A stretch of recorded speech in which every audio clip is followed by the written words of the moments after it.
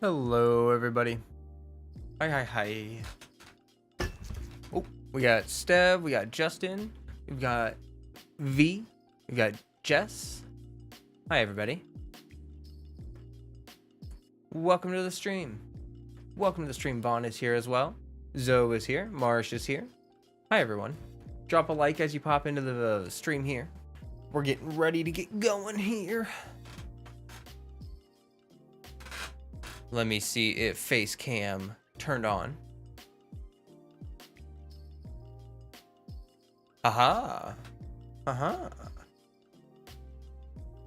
Told the Discord I'm live. Okay, I pinged everyone too. Hi, Manatee. Hi, Globby. Hey, everyone.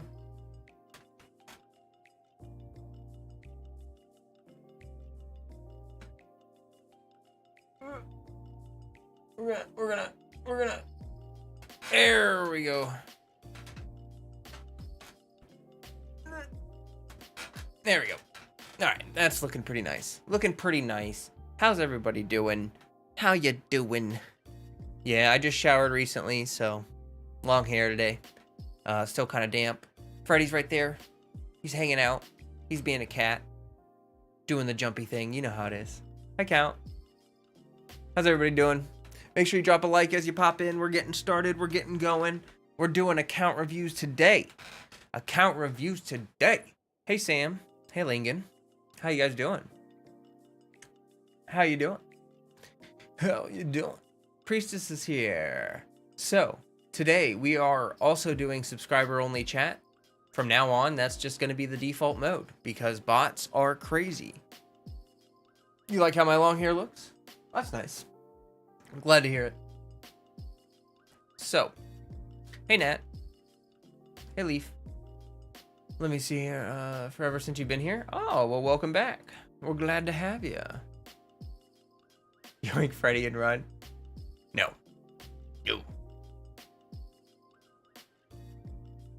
Okay. Let me get this last account verified. As you guys settle in here. We've got 3 account reviews to do today. And I'm excited to get them done. And then we will jump into my account and we will hang out.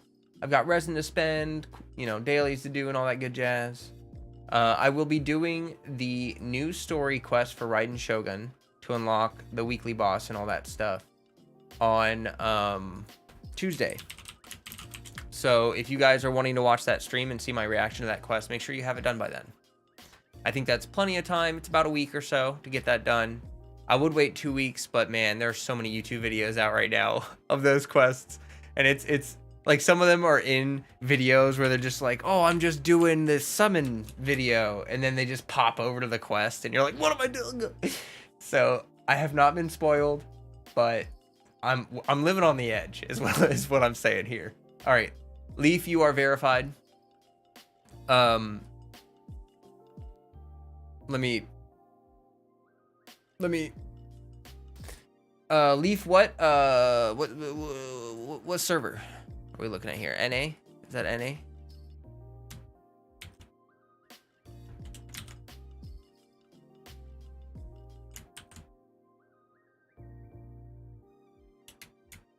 Okay, cool. Well, Leaf is here. I saw one of the other account review people here as well. A manatee. There you are. Okay, nice.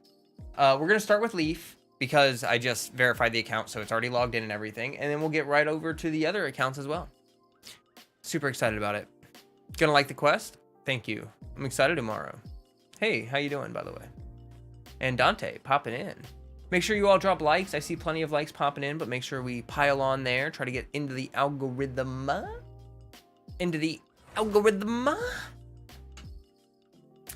Let me get set up here. All right, logging into the account. Here we go.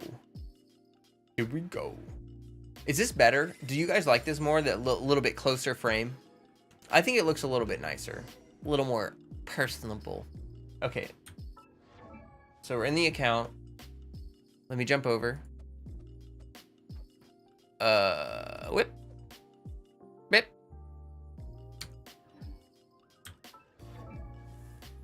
What? Chat. Okay. Gotta move all these elements. Okay, here we are. Oh wait, that's still kind of on my head. There we go. There we go. Now it's all in the right spot. Okay. So here we are in this account. AR-56. Leafs. What happened to the sub alerts, by the way? Yeah, I don't know. I don't know. I'm gonna log into the stream elements thing here soon and mess around with it. But yeah, it's not very reliable, that's for sure. I think it'll be a little better once we get monetized, because I think YouTube has like a built-in alert system, but we'll see. Okay, so first thing I'm gonna do is resource allocation. We're gonna go look at how they've spent their resources. So let me go ahead and do that.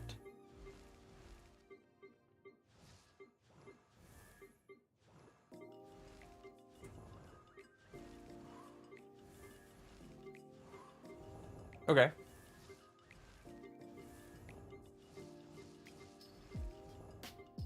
All right, kind of a gradual curve there. Talents. Oh, looks like someone who doesn't use their crowns. Interesting.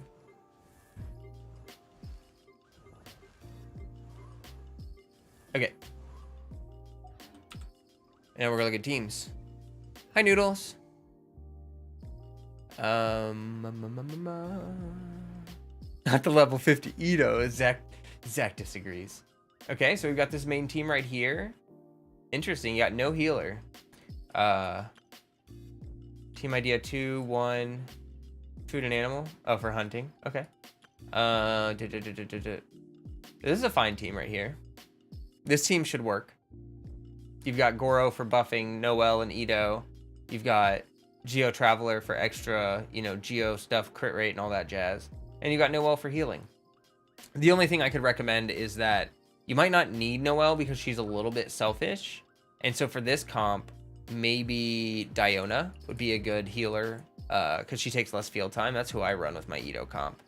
You can also use Benny or Kokomi. Oh, you have a Kokomi actually. So let me give you a little tip. If you don't have a Kokomi team you're running, I see you have this team right here, which is actually pretty similar to my Electrocharge Superconduct team that I run, which is pretty interesting. This team right here, yeah. So if this is like your main Abyss team, you can put Kokomi on this team because the negative synergies with Hu Tao and Kokomi. And one of the great things about this comp right here is like Edo has reduced resistances, and this is a lot of geo damage, right? Like you're just doing a ton of geo damage. You can actually buff this team by having Kokomi, who's like an optional DPS. Like let's say you come up against a pyro enemy, Kokomi will take it down faster than Edo. So like if they have like a pyro shield. So and also if you come up against a geo immune enemy or geo resist enemy, you can use Kokomi. And one of the beautiful things about this comp is because Goro he's very flexible. Tried to replicate my team, but no C6 Saro set. Oh, well, I can give you those Electrocharge Superconduct teams. I can give you a good variation of that for sure. I think I'm actually starting to get a good plan here for your teams. So I would recommend Kokomi for this team because Goro, his set is very flexible. And if you're all enjoying the vibe about account reviews, by the way, I'm sorry. I forgot to pin the Discord link in the chat here. But yeah, if you're hanging out, you want an account review, I have an application section in my Discord. I'm gonna pin that in the chat here. And you're more than welcome to join and,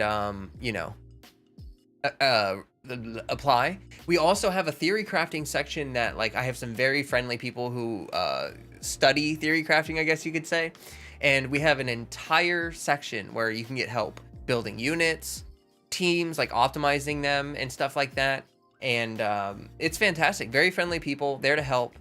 Would love to have you there if you need help. And it's a little bit faster than how fast I can get through these account reviews. Because, I only stream so often. Anyway, you can run Goro on Archaic Petra to get to the point because his set is super flexible. You can run him on an Archaic Petra set, which is kind of hard to farm. But if you get it, you can buff Kokomi with Archaic Petra. So basically what you do with the rotation here is I'll kind of mess with it so that in the way that I like to do it.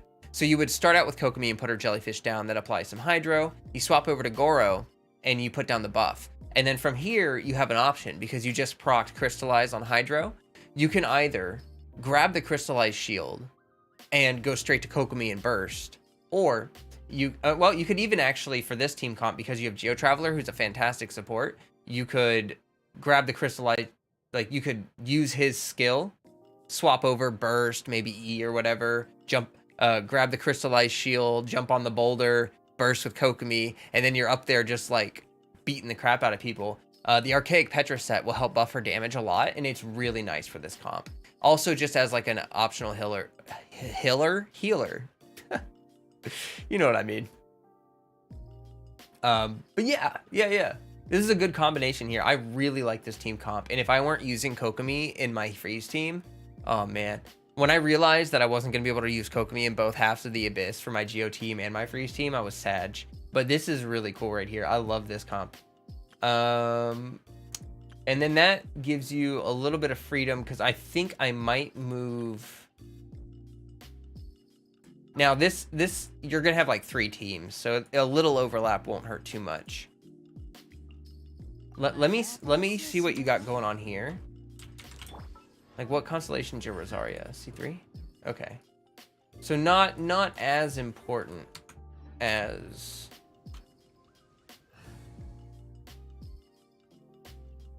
Because the one thing I'm wondering is, like, I know you can proc Superconduct with Chongyun in the team, for sure. And do you have him C2? Because that would speed up your rotations. Oh, you have him C6. Oh, okay, I see why you put him in there. So what I'm guessing you do is that you do this, you do this. I'm guessing you Superconduct a little bit, and then you infuse. Do you infuse after that? I think, let me see. I'm pretty sure that her Electro Infusion, I don't know if her Electro Infusion gets overridden by Chongyun. I think Cryo is a lower infusion priority. So let me check. No, it does infuse. So are you just using her as a burst DPS? Because that's gonna mess with her as like a. I think Rosaria would probably be a better Cryo unit for this comp.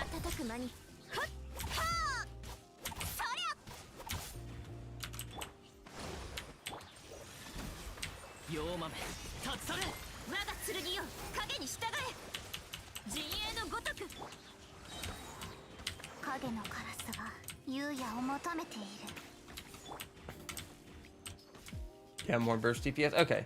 I would recommend, because with her optimal combo, you're going to be wanting to use her charge attacks. I would recommend maybe using Rosaria instead in this team comp for your Superconduct enabler. It'll be a little bit easier to play, and even though you won't get that like cooldown reduction and some other buffs, I just don't think this team will specifically need it.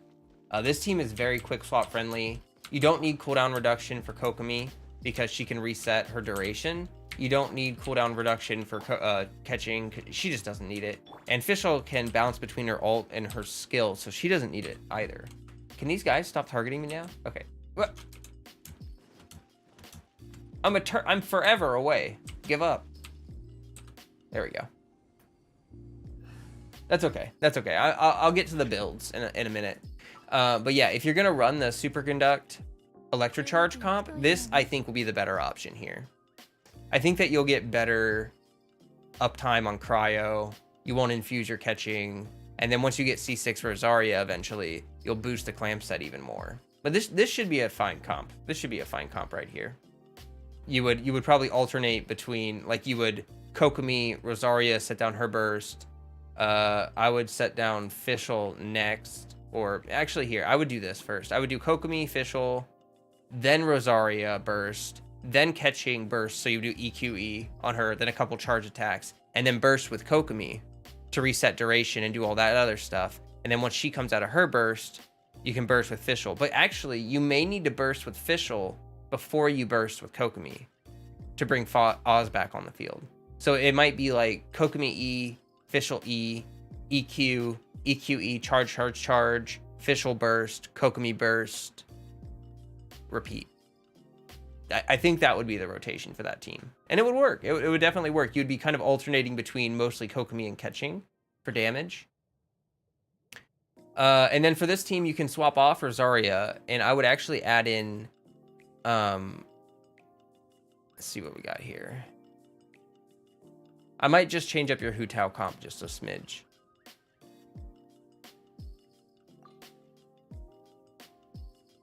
Oh, you're on mobile. E is skill, Q is burst. I'm sorry about that. Yeah, so it'd be Kokomi E, like put down the jellyfish, put down Oz, dash behind the enemies with her skill, and then use her burst, and then use her skill. Like you do, basically with catching, the optimal combo for her is you cast the E, and so it hits an enemy and it sets it up, and then you burst. And then as soon as you come out of it, you press the skill again to trigger the infusion and also get the extra proc of damage. And then you just do as many charge attacks as you can while your infusion lasts. And then after that, like I said, you'd swapped official. You'd use her burst to bring Oz back on the field. You would use Kokomi's burst for some electro charge damage. And then you would basically repeat. You would put down the jellyfish again. You'd put down Oz again. You'd E, Q. I'm sorry, that's just so natural for me to say at this point. It's hard for me to not. For E, for skill and burst. I should really not do that, though. You're right. Thank you for pointing that out. If you guys are enjoying the vibe, drop a like on the video. It would help me out a lot. We got like 23 viewers, 13 likes. We can bump that up a bit. Thank you. Anyway, Lion's Roar is not going to be a good weapon for this comp, but we'll get into weapons and stuff in a minute. I'm still just doing team building. Okay.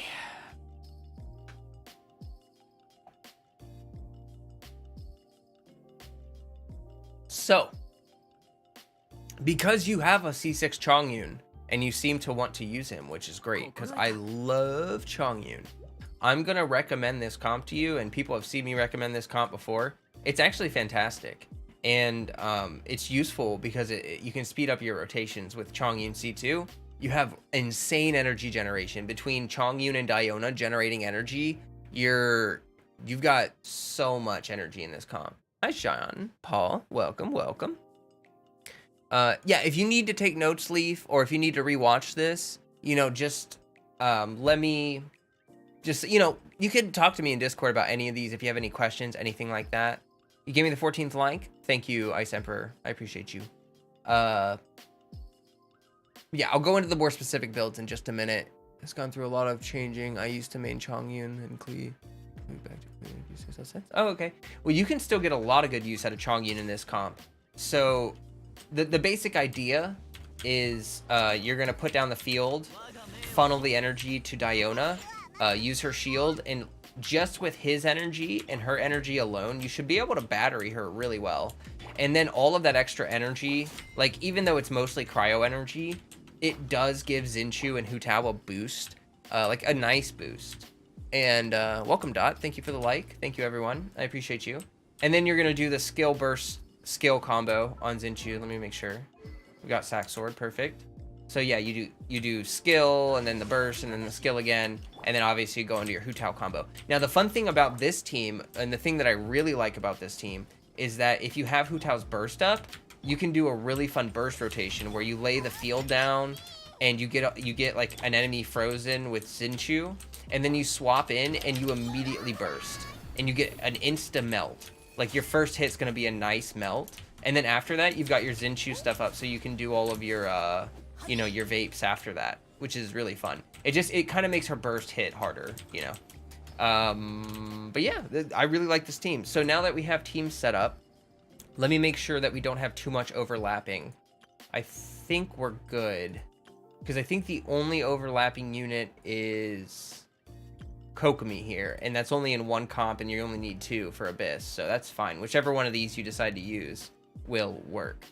But I think this one would be a little easier to play and a little bit more, well, I don't know if it'd be more versatile. This one has like 3, this has Hydro, Electro, Fizz, and Cryo damage, 4 damage sources. This one has Fizz, Fizz, Hydro, and Geo. So one has 3, one has 4, but like 3 or 4 damage sources is still really good.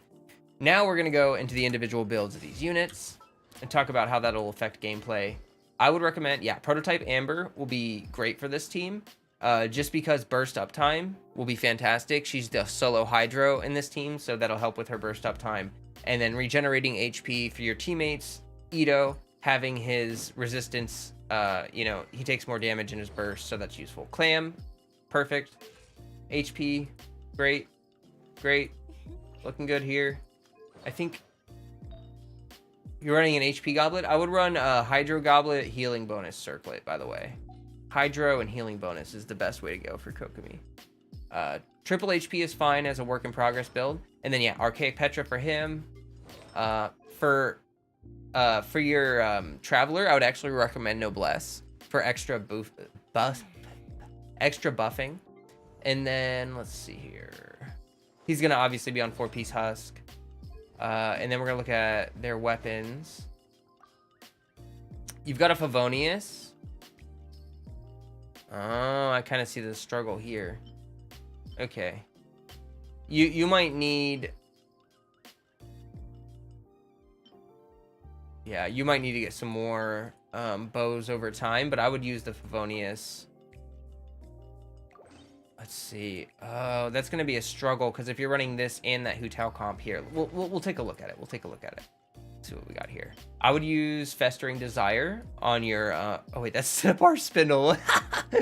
Oh man, what am I talking about here? You can use Favonius on him for battery, or you can use Black Sword for a little bit easier to build, a little bit better damage.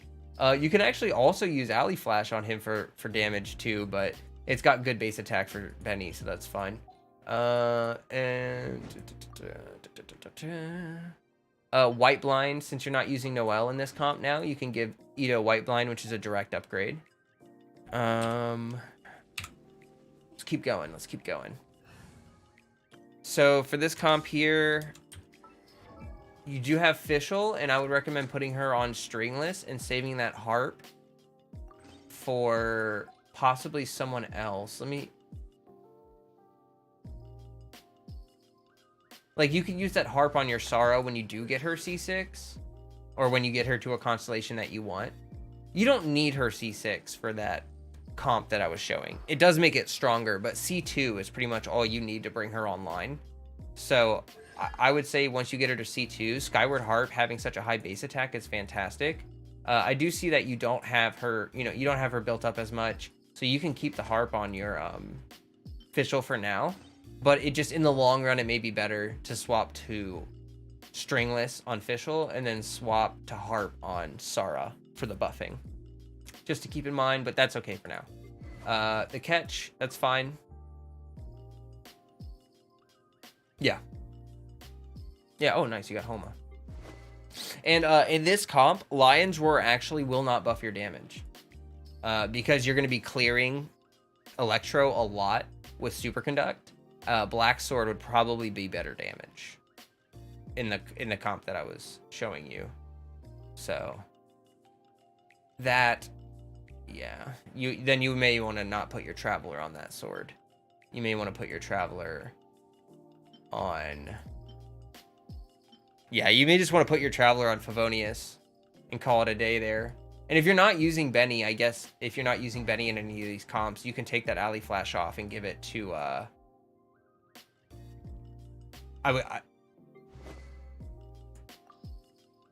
I would actually say Alley Flash would be really good on Traveler, and then Black Sword on catching. So, all right. I'm not going to move around things too much. I will, yeah. Oh, Kamikaze's going tonight? Going tonight. Good night, Kamikaze. Thanks for being here. I appreciate ya. Appreciate ya. All right.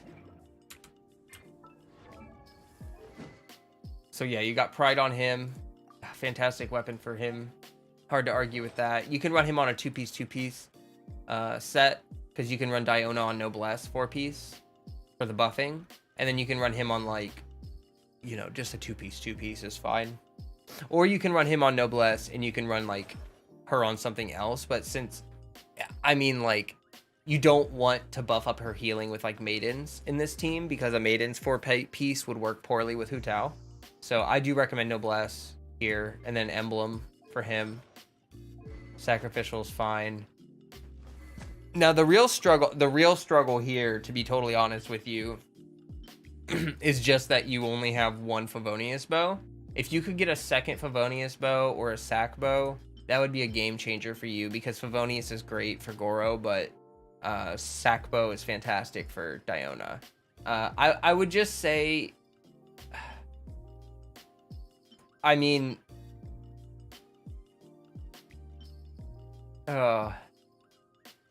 it's a hard choice. You're gonna have to really prioritize. Oh, Rosaria has. Oh, yeah, you can run him on 4-piece Blizzard, because like what you can do for his nuke, is you can have the enemies frozen. So like after you freeze them, you can nuke with Chongyun, but he doesn't benefit as much from 4-piece Blizzard as others because he does shatter. So after the first hit, you only get a, what is it? You only get 20% instead of 40%, plus the cryo resonance, which is the 15%. So you get 35% instead of the 55%. But you could just run him on 2-piece if you want, and that'll be just fine. You can build him kind of cheap, and he'll do a good job still. And then 4-piece Noblesse, Emblem, and then Crimson Witch or Shimenawa for her will work. And this 2-piece, that's fine for a 2-piece. I'd get a little, I would say get a little more crit rate here. But yeah, you're looking good. I think your account's in a good spot. I just think farming artifacts is going to be pivotal to your account progression.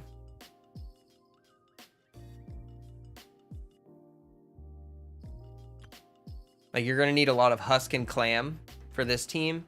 But then, like, I recommended Archaic Petra, which, you know, that does increase the power of this team a lot, but that's hard to farm for just him, you know?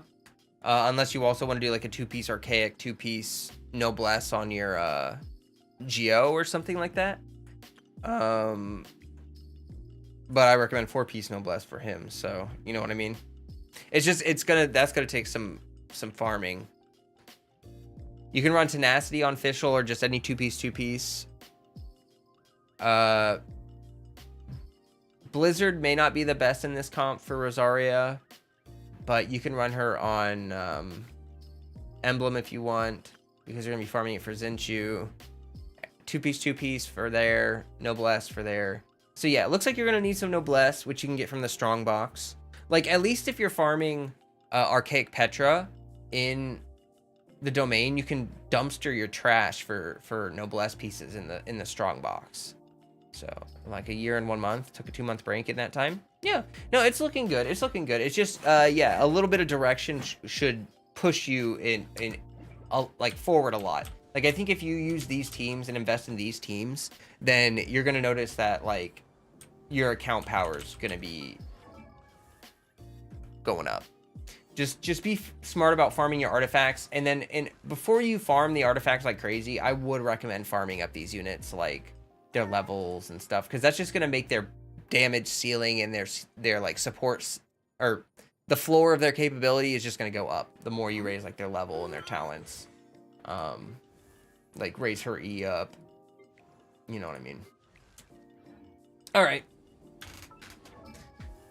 Alrighty. Hi, Owina. Can you craft the Inazuma bow? What's the stat for it? It's it wouldn't be ER, it's attack percent, and it gives a damage bonus. So it's not very good for Diona or Goro. But I mean, it's better than nothing. You know what I mean? Overall, the account's not in a bad spot. Like, I think really the only thing that you would need to get at this point would be like a Favonius bow or a sack bow. Like, just an extra one would be really nice for you.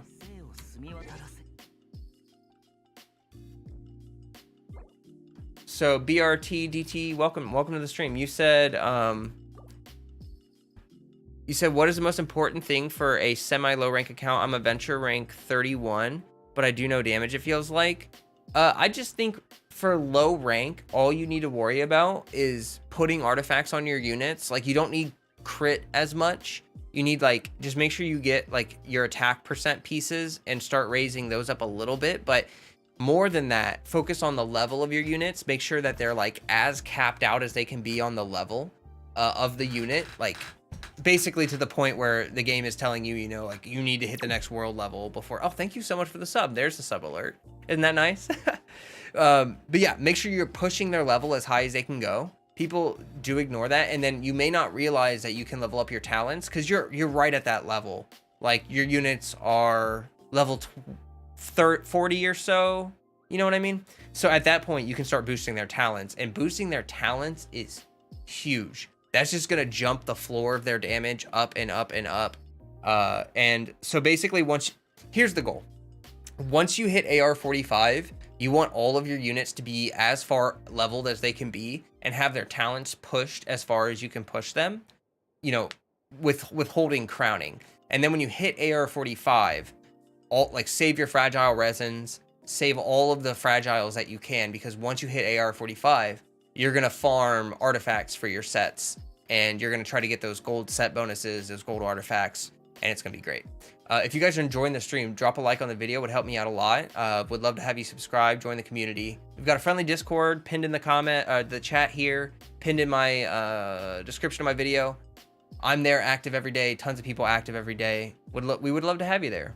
So yeah, basically leading up to AR 45, just make sure you're boosting levels, level up your weapons, level up your talents. All three of those things are super important.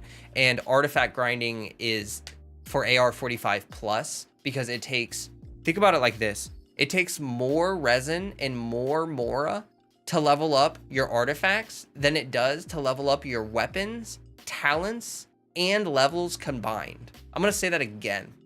It takes more resin and more mora to invest in your artifacts than it does for their levels, weapons, and talents combined. Like, combined. Like, I'll tell you exactly how much it takes to max them. So for EXP books, it takes 8,000 mora, 414 books. Talents, it takes 4,900 mora. And this is for like triple crown, like max, you know what I mean? 114 gold books, 63 blue books. Weapons, 5-star weapons take 1.13 million mora and 907 ore to max. And now keep in mind that 60% of the cost is 0 to 80. 40% of the cost is 80 to 90. 40%. So when you see 1.13 million mora, 60% of that is up until 80, which is kind of crazy.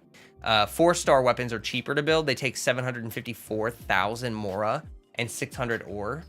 So what I'm saying here is that if you focus on getting those things done first, you free yourself up to farm your artifacts in the late game.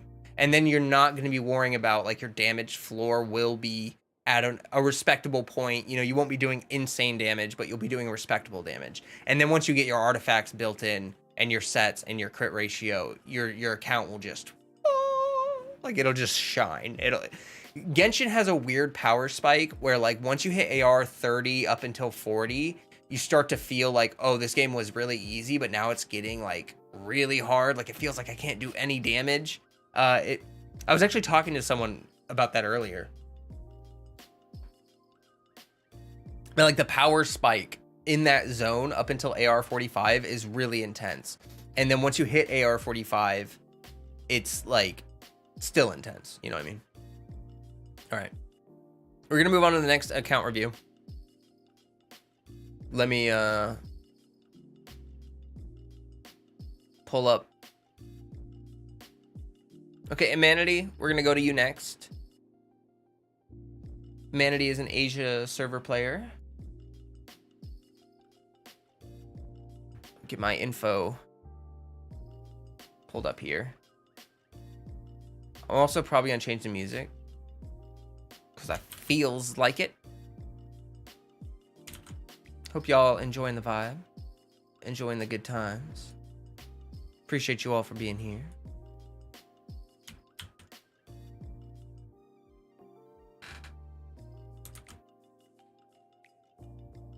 Nice to see so many familiar names. I agree. I love seeing you guys come back. Thanks for all of that. I'll be sure to do it. I did not even know you could rank up their talents. Oh yeah, no, you're totally welcome. if you need any more help, just feel free to, you know, join my Discord. We're more than happy to help you there. Genshin is a game that's very simple on the surface, but takes a lot. Like, there's just so much under the surface, and it takes a long time to learn that stuff. I mean, I'm still learning stuff about Genshin over a year in. So, you know, it's being a part of a community kind of helps you just know these things that, like, when I joined the community, there were a lot of things that I didn't know that I should have been doing that I am now doing. And it's just important to be in the know, you know. It's like it helps you just be a part of the general understanding of the game and where we are and what we're doing and what's important. So anyone remember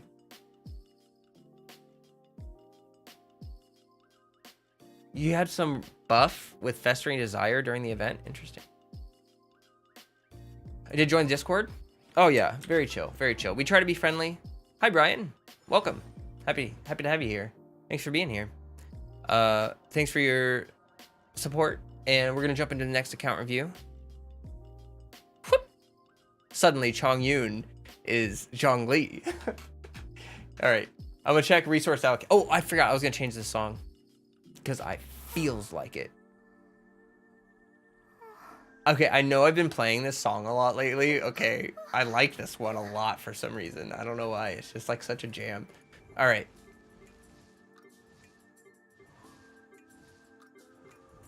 So this is a Manatees account, Asia player, and cool person. All right, cool. Good resource investment so far. Looks pretty evenly split. All right, there's a drop off on talents right there. Interesting. Oh, you hunted for a couple fates. Fates, I mean, not faints.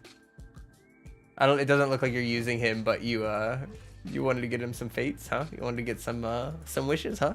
Huh? No, it's okay. All right. Let's look at teams. How do you submit an account review? I pinned in the chat here, my Discord link, and also it's in my video description. You just join there, scroll down to the very bottom of the Discord after you grab your roles and stuff like that, and you can fill out the account review application in there. Every time I do a stream that has account reviews, I just go down the list and I, you know, DM in order from the order that like oldest to newest. And yeah, and then also for people that are watching, I would love it if you were to drop a like on my video. It would help me out a lot, help boost me in the algorithm, and help bring new people into the community. But also, we have a theory crafting community, very friendly people who are willing to help you optimize your teams and your units. Like, we're not here to tell you like what to do or whatever, but we're here to help you achieve like what you're trying to do. So if you have units you like, units you want to use, I know how to build every unit. I know how to optimize every unit, and my theory crafting channel is great. Lots of friendly people in there. I can only get through so many account reviews a week. So if you guys need help faster than I can get it to you, that's how you get it. You can get one-on-one appointments with those people. It's fantastic. So I highly recommend that. All right. So now we're going to look at teams. I don't know if you have Abyss teams set up. It kind of looks like these are more random than the others. So I'm going to just replace these two, if that's okay with you. And put in some, oh, there we go. Put in some recommendation teams, I suppose. Also, if you have let me just double see here. You don't know how to do for your second Abyss team. It looks like you use Ganyu for your first Abyss team, right? Let me check your actual original application here just to make sure. 36 star Abyss year 2. Okay, got it. Well, we're gonna use Ganyu for your first team, and oh, that looks like that. Okay, so then we're gonna use someone else for your second team. I mean, your account is heavily biased towards like an Edo hyper carry. I noticed you don't have Goro, which is actually okay.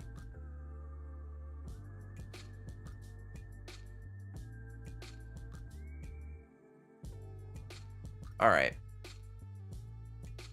I mean, there's actually a couple comps that I see in here you could run.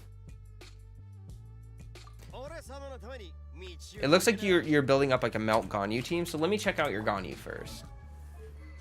Oh, Amos bow, nice. Wanderers. So yeah, that's a melt build.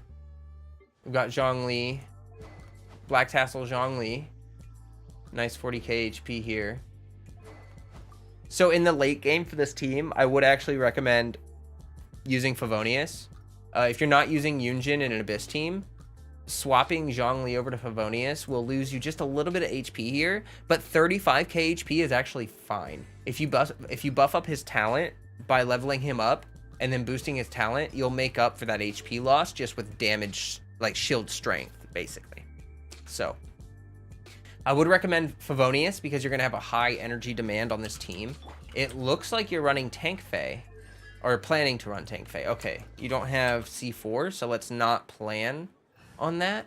Let's instead plan on using...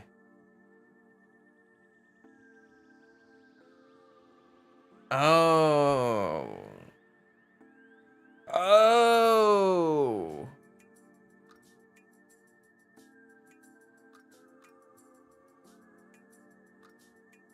I understand what's going on here. You don't have...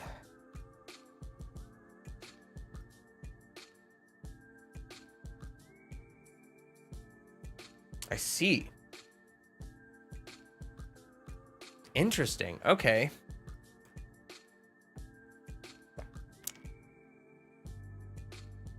So no Benny, no Sucrose, which should be okay.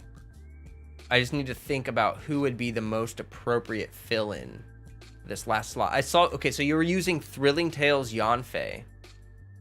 Yeah, you were using Thrilling Tales Yanfei to try to buff up your Ganyu here, which I understand. I understand why you're doing that. I'm just trying to figure out if there may be a more appropriate slot in. Let me take a look at your weapons real fast and see what you're working with. You have a Wolf's Gravestone.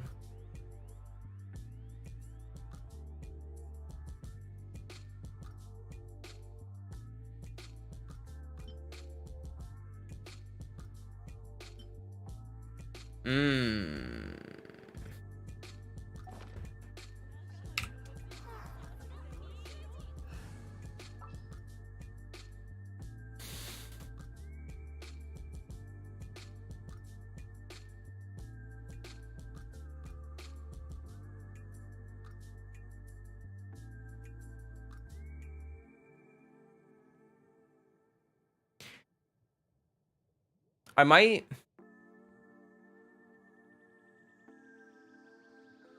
Oh boy. This is a pickle, folks. This is really a team building challenge.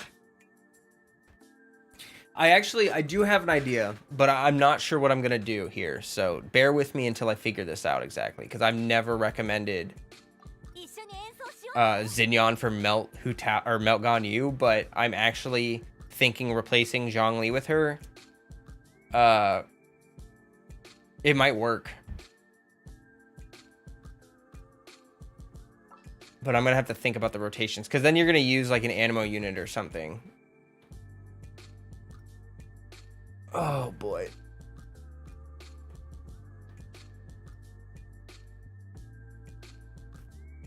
Okay, well, we're going to put Venti in here. He's not the ideal VV shredder in this situation, but we're going to use him, okay? Oh wait, you don't have a healer now. Oh crap.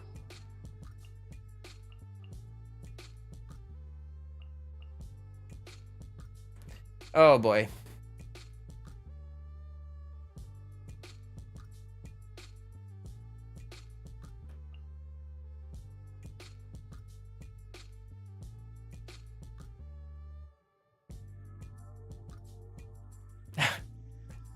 You know, okay, actually, maybe here. Let's use Diona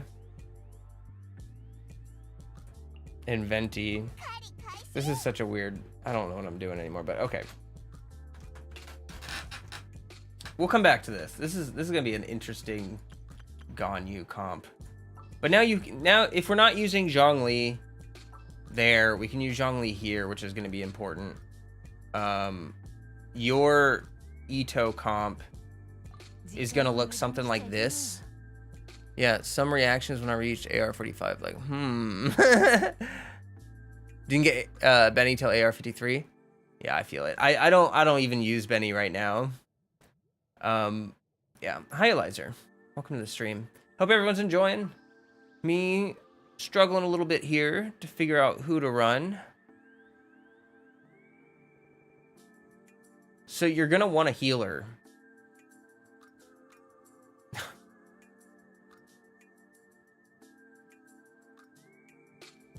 You may want to run Prototype Amber on your Ningguang and build her as a healer. Until then, I'm gonna recommend this mono Geo comp. You could get Goro and put him in here. But this will work for now.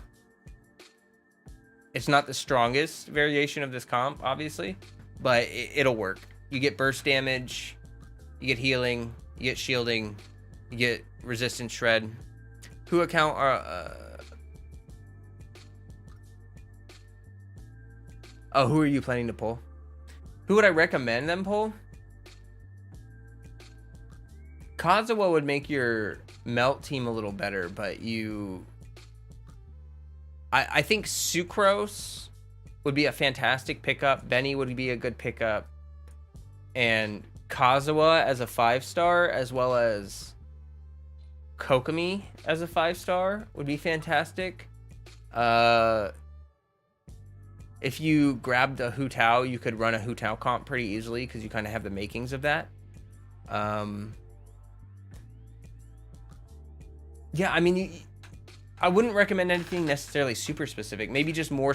You do have 2 DPS units that you can build around, right? So you have Ganyu and Ito. You can build a hyper carry Ito, and you can build a melt Ganyu, and that'll carry you through everything, right?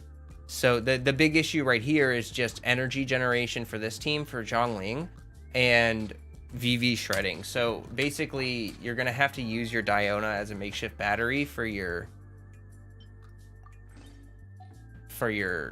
Zhongling, probably.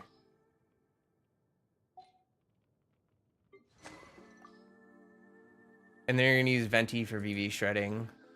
Although, actually, if you infuse... Good thing about this team comp is if you infuse his ult with Pyro...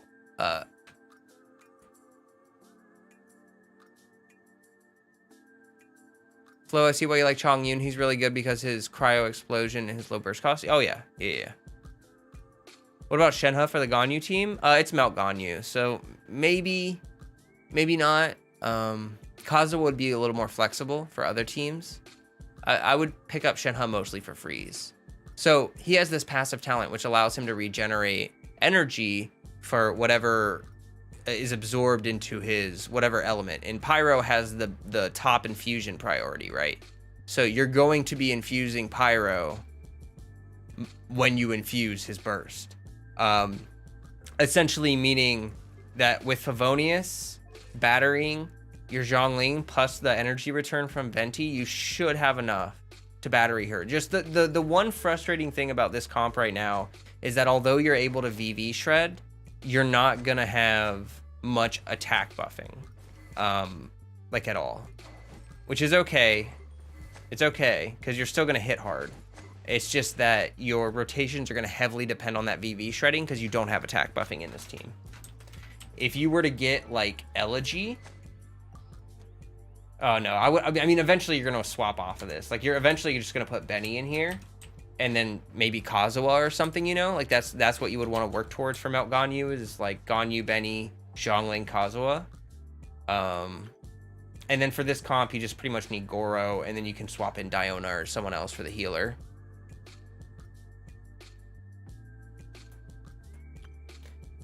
So I think you have a good foundation. Like your account is missing a couple key pieces, but that's not a bad thing. Abner says Raiden recommended. You could also get Raiden, and then you would be able to build like a rational comp or something like that. But building around Ito and building around Ganyu is fine. You're just gonna need to pick up a couple key pieces, which are actually just 4 stars. Like Sucrose and Betty will be good pickups for you. You can even get them out of the shop if you save up. but you should probably be able to get them from banners. So no worries there. These comps will fill in fine for now. They just won't be as effective as obviously your meta options. But that's the thing, people. Not everyone has the meta options. You know what I mean? Not everyone has the best case scenario. And you have to know what to do if you don't have the best case scenario. Like, it took me a while to figure out these teams, but it's important. Code Red says, can you do my account? There's the Discord link in the chat here. You're more than welcome to join my Discord. Scroll down to the bottom and put in an application. Every time I do account reviews, I go down that list, oldest to newest, and I DM the peoples asking if they'd like a review. So you're more than welcome to do that. I also have a theory crafting section in my Discord. You're more than welcome to get help there. It's a little bit faster than getting help from me on stream because obviously I'm limited to doing it on stream. So yeah, just throwing that out there. Hope everyone's enjoying this stream. Drop a like if you are. Sub if you're new for regular Genshin content, friendly community, all that good jazz. All right. I think I'm pretty much done with your account, Humanity. I think I can't really recommend anything else for you.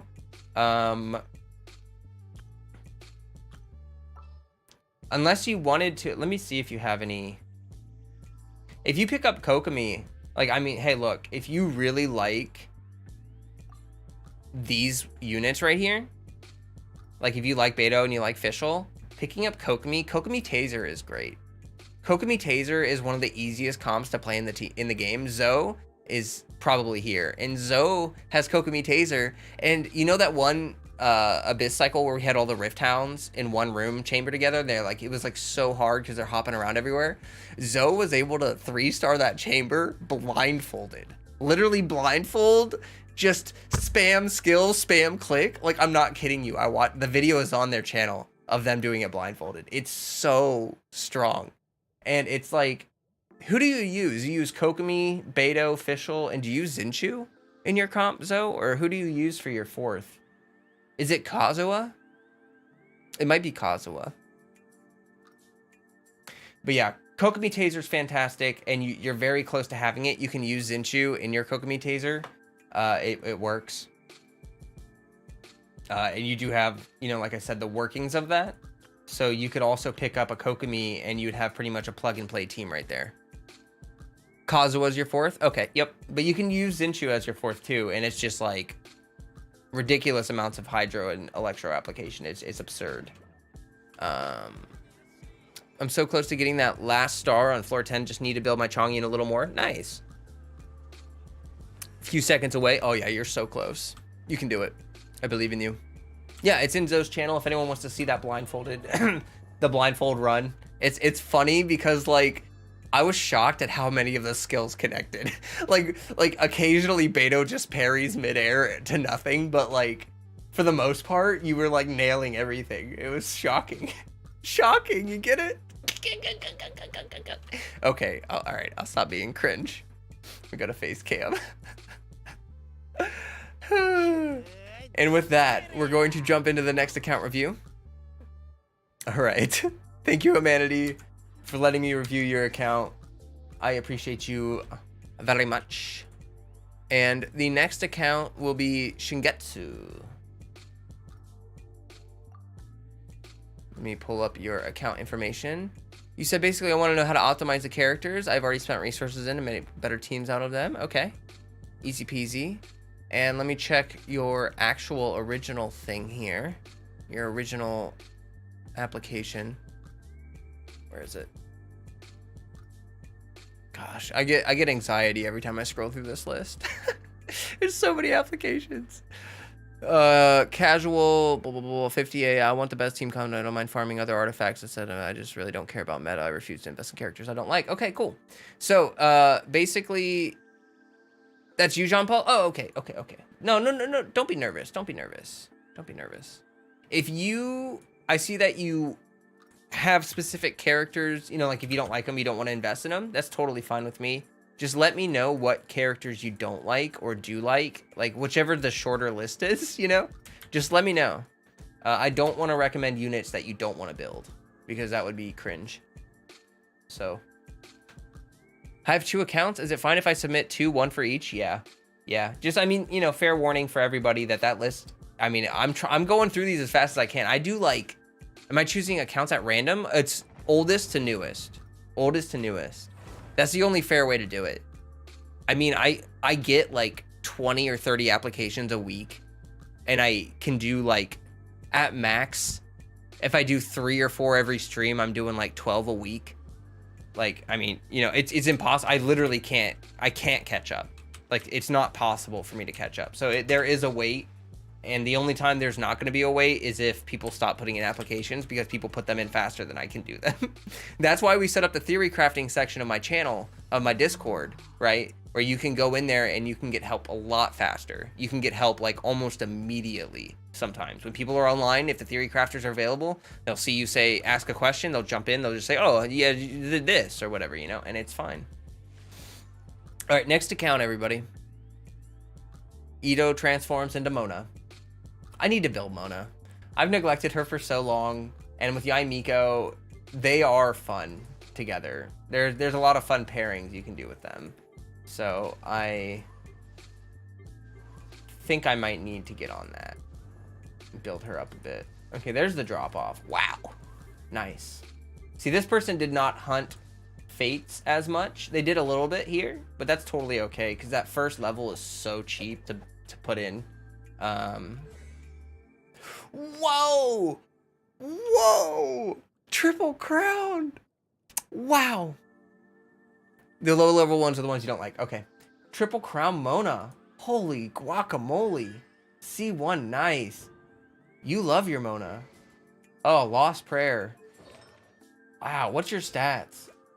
Wow. Holy crap. 124 hydro damage bonus. Yeah, you know, maybe you should put in an application to showcase this Mona. That's great.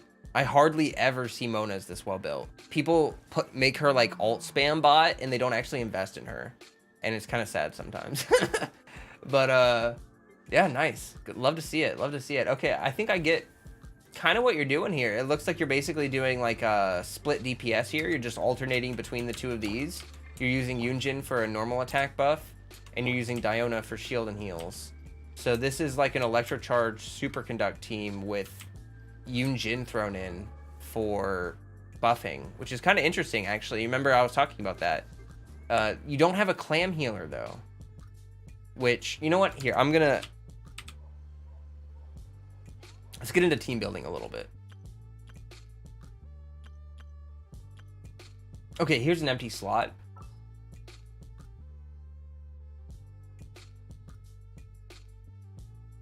Oh, okay.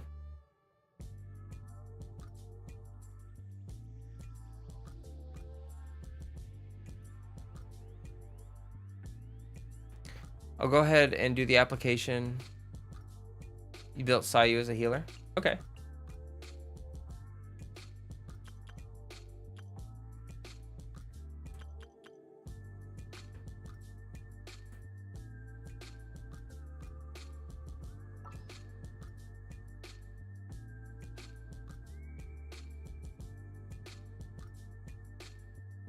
You know, I'm not too terribly sure about this, but I think for overall DPS, you might get more... Like, I think you might have a better pairing with this. Using Sayu as your healer, and also being able to VV Shred for increased damage, as well as Fischl. I think that should be a little bit better overall, just for total damage. Now that's totally up to you if you want to do that. Obviously not going to force you. You do have a Yoimiya, which is cool. You have a Ganyu, which is cool. How to build Mona DPS? You're using her at the moment? Oh, she's pretty simple. Hey, Totoro. Welcome. Totoro, by the way, someone complimented your Kazuha gif. Like the outro thing. Someone complimented that, so... Yay. They think that's cool.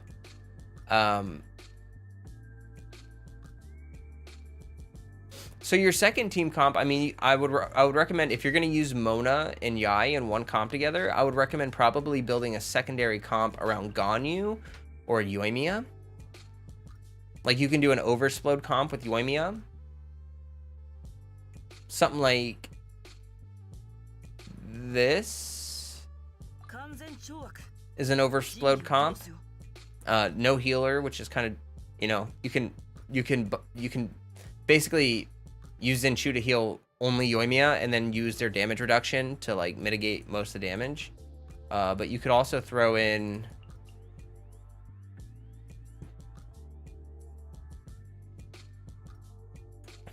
Jean here for VV shredding, although you lose out on some of the auto attack damage. Who wouldn't love Kazuha? It's a good point. So yeah, you could build a Yoimiya comp pretty well with the units that you have. I see good potential there. And as for Ganyu, well, let me see what kind of Ganyu you have built. Harp, triple crowned, melt. You have the melt build. Oh wow, good melt stats. Yeah. Okay. Let me see what you got for melt Ganyu. You have a Sucrose. You have a Zhongling. It looks like you're missing Benny.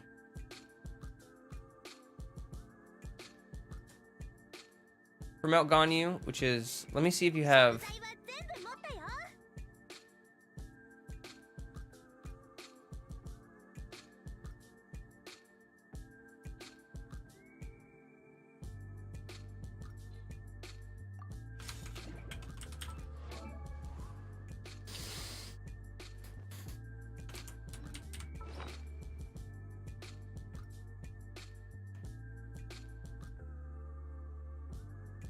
Oh, you've got Thundering Pulse. Wow.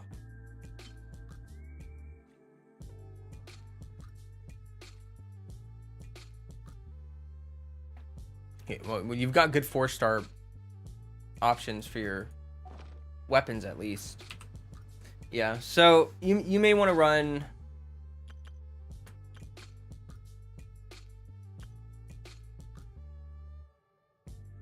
Actually, you know, since we took Diona out, we can just slap her back in right here. And it works. Yeah, you got C6. I would give her Sackbow. Amos. Dragon's Bane is fine. I don't know if Wavebreaker is more damage than Dragon's Bane. Especially at R5. I don't know if Kiryu, one of the theory crafters, is in chat or not, but Kiryu, you're gonna have to let me know whether Dragon's Bane or Wavebreaker is better. Probably depends, but and then for Sucrose, Sack Frags is her best in slot, so you can just build that on her. Or you can build her on like Thrilling Tales if you want, but you don't have one. All right. Hope everyone's enjoying the stream. I'm sure enjoying it. We're having a good time so far. My camera battery is gonna die in just a second, so I might want to just go ahead and swap that out. Do I do Abyss for accounts? No, I do not. I will not run your Abyss for you.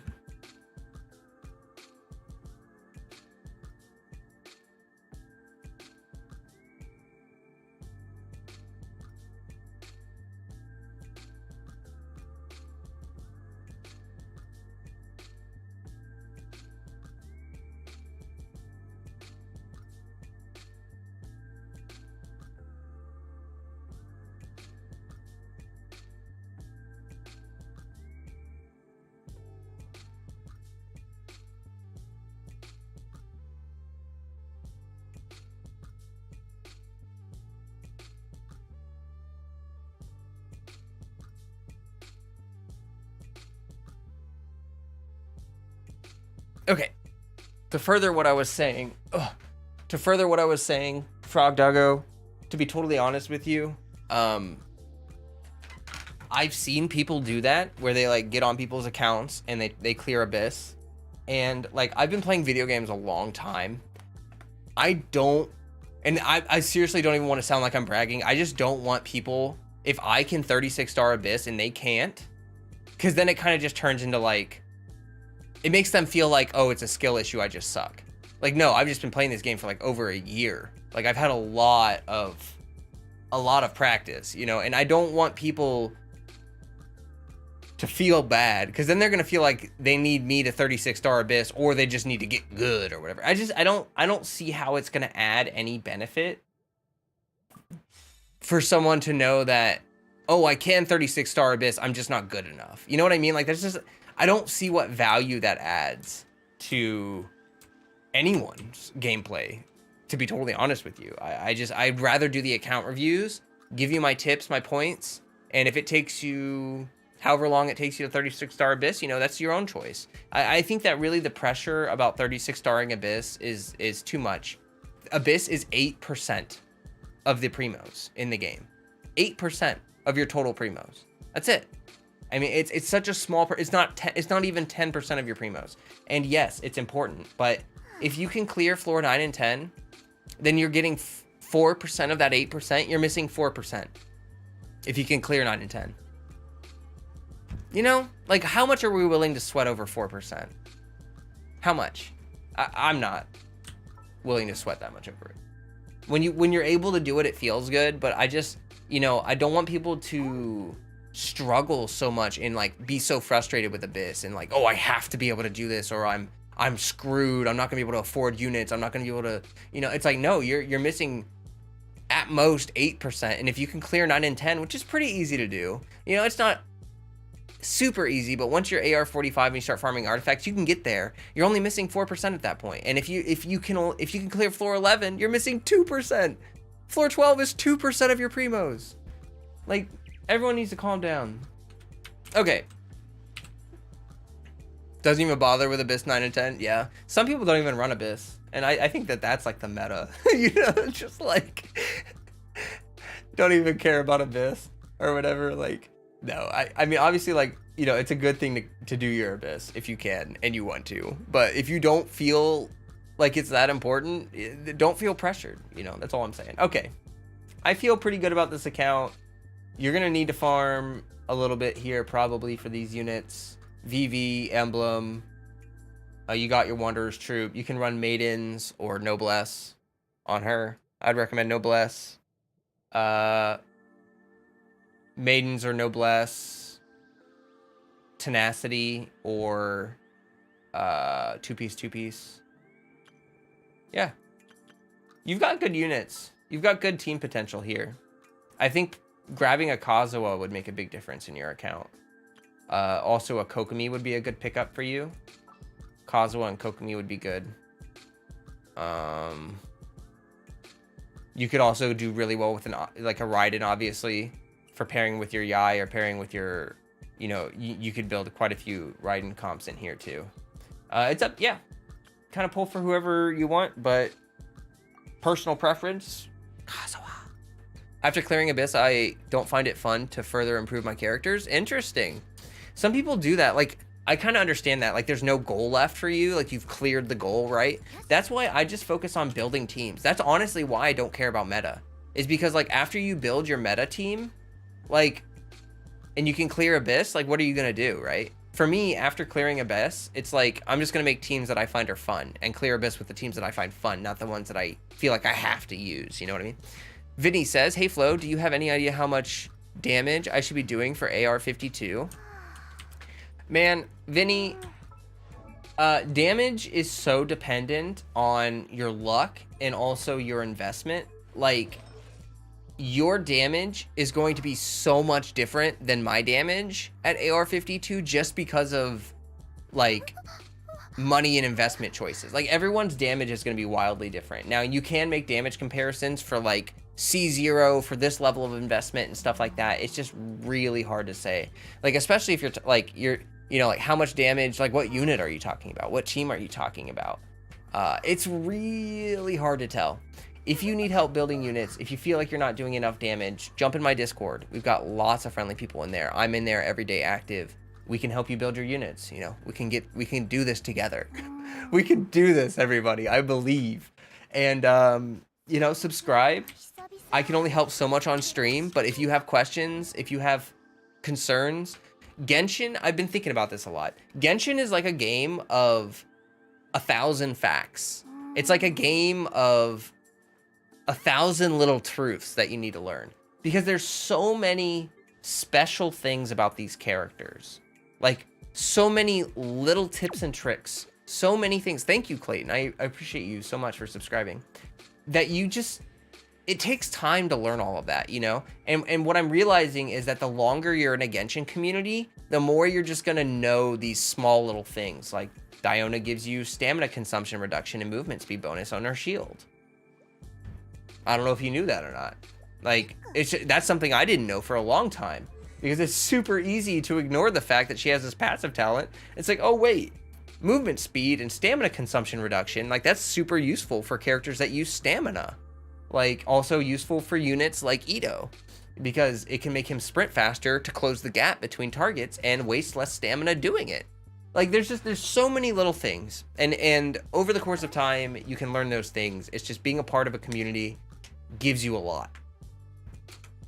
Let me look at chat. Taking notes. You're saving all for Sumeru? Oh, don't worry about that. That's fine. You don't need Kokomi or Kazuha at all. You can totally skip them. Vinny says, hey Flo, do you have... Oh, duh. Should I invest in Klee or Zhongling? That's a personal preference. You can invest in either one. I think Zhongling is a little more flexible than Klee. Still clearing 4-3. Debayon says, Flo, you're Kokomi C4, right? Yep. Some people aren't using starter teams to clear Abyss. It is super challenging. Yeah. Flo, I agree. Team building is a lot of fun. Experiment with new teams. Yes. Is it just me or I absolutely hate building pyros? You know what? Me too. I'm actually not the biggest fan of pyro. Like, freeze is my favorite meta. Pyro is probably one of my least, like, vaporize is probably one of my least favorite mechanics in the game, like, just for fun factor. I think melt and vaporize teams are frustrating and not fun to play. I don't think they're fun. Like, Hu Tao is the only, well, okay, I don't play Yoimiya Vape. I use her mostly in like overload teams and oversplode teams, but like Hu Tao is the only vape pyro DPS that I like. The only one. The only one. I don't like, I do like Yanfei, but I don't know what it is. I'm not obsessed with pyro. I'm just not a big pyro fan.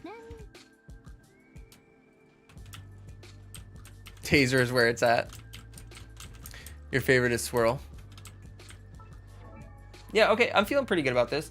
You got any questions for me, Jean-Paul, or anything like that? I think that your teams look good. I think that your potential in your account is fine. It's just a matter of you've hyper invested in the units you love.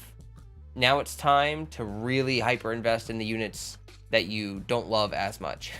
What should you do with your Klee? You know, I'm actually not I don't even own a Klee. She's the one unit I don't own in the entire game. So I don't know, like, optimal pairings for her. You feel like you've abandoned her? I'm so sorry.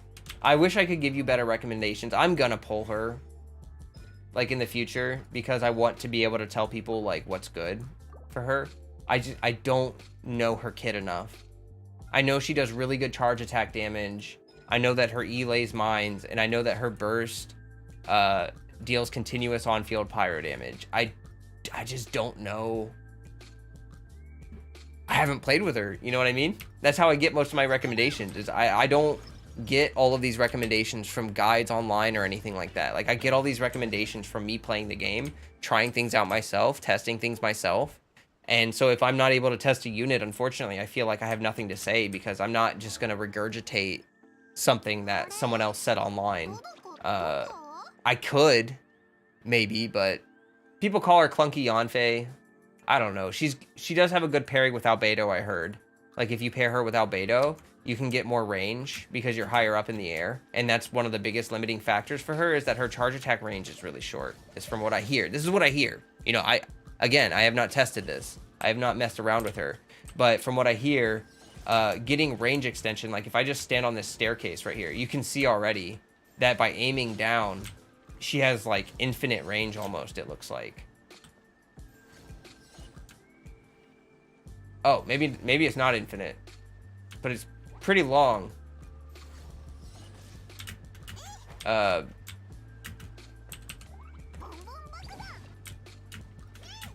yeah. I wish I could help you out more. Once I pull her and learn more about her, I'll probably be able to give you more info about her. We do have someone in our Discord who's like a very big Klee fan. Lay7 really likes Klee. And so he may know more about her. He has told me that Klee can apply more pyro than any unit in the entire game. Like Klee can apply. He said that Klee can apply so much pyro that even if you have like Xinchu and Barbara and Mona, like even if you have Xinchu, Mona, and Kazuha or Kokomi or any other, like if you have two hydro applicators and a swirl, like Kazuha swirling hydro, she still applies more pyro than they can like apply hydro. Like it's nutty. She's ridiculous. But she's hard to play, I guess, is what I've heard. Like optimally, you know what I mean?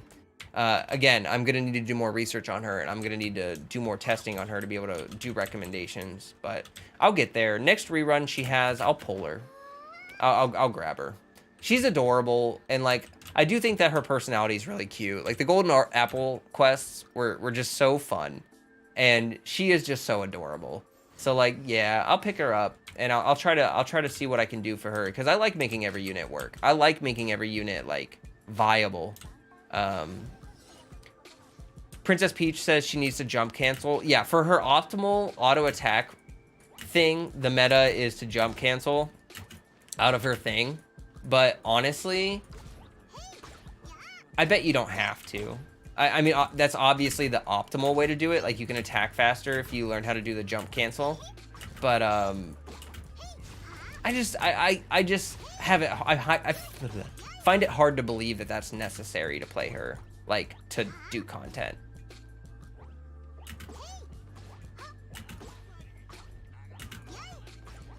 I don't know.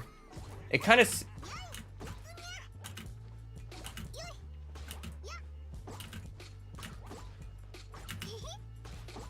It kind of seems like you want to do 2 auto attacks before you jump cancel.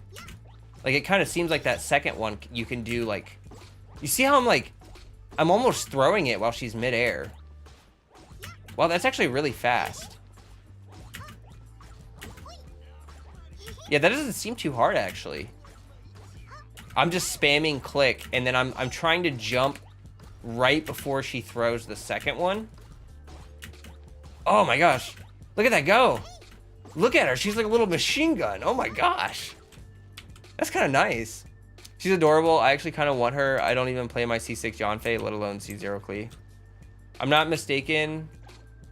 If I'm not mistaken, if you N2 C1 too fast, then the C1 doesn't register.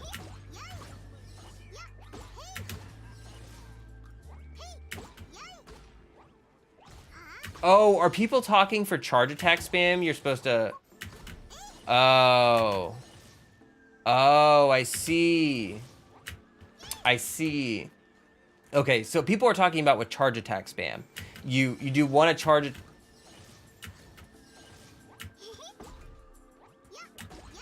So you do one... Like you're supposed to do one auto charge jump? Or what? I'm not sure. A lot of Klee users use mono pyro with Kazuha, Klee, Zhongling, Benny, and okay.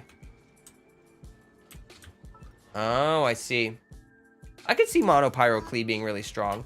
I could also see her being really good as a vape DPS. Again, me just not knowing enough about her. Stamina is a problem. Yeah, her charge attack takes 50, right? Like all the other ones. Yeah. Okay. Well, thank you so much for letting me review your account. You have to be careful with the charge attack spam, if you jump too early, the damage doesn't register. Oh, even if the animation goes through, it doesn't register the damage. I would love to know about that, because actually with Yanfei, you can do the similar thing where like the stamp starts to come down, but then if you cancel it, it'll just like disappear, I think, and it won't hit the ground and do damage. But it looks like as long as the charge attack follows through, it should do damage. Thank you so much for letting me review your account. I appreciate you. If any of you that had reviews need future, help, if you need future advice on on the advice that I gave you on like building units or anything like that, just let me know. I'm always in the Discord. Himanshu, I see you popped in. Welcome, welcome. Appreciate everyone that's here. Her best AA is N1 walk cancel till death. Okay. Gotcha. Just catching up on chat here. I hadn't looked in a while.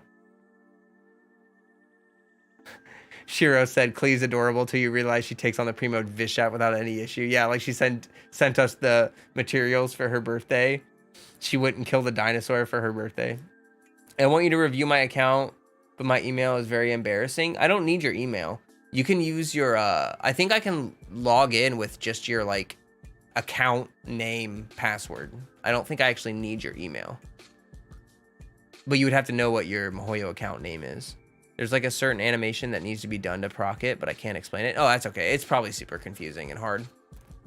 You're the worst AR-52 player in history? Oh, don't feel bad. Don't feel bad. Hey, the power spike late game, like Genshin starts out so easy that it almost feels like you don't even need to think about anything. And then the power spike late game is just so hard. Like it ramps up a lot, and you need, to start really learning the mechanics and learning how to build up your units. But once you get there, it's fine. You'll be okay. I believe in you, Vinny. And you're here now. You're a part of this community, and we're willing to help you. Atago says I can't pass AR-50. Neptune says, don't worry, I'm a worse AR-58 player. Yeah, no worries, no worries. Genshin's a chill game, it's a casual game. And to be honest, like, I'm going to be brutally honest with all of you. The mechanics in Genshin, like the team swapping and the rotations, like, I'm an experienced gamer. And a lot of these YouTubers that play Genshin are experienced gamers. It's hard.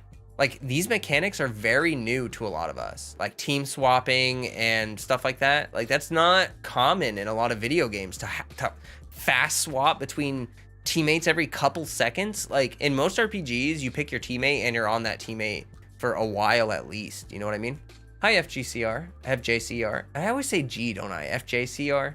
Welcome. But yeah, it's listening as I take a break from redrawing my artwork. Are you doing the competition, Autumn? We have a competition right now, a fan art competition in our Discord. You can win a monetary prize from that if you would like to participate.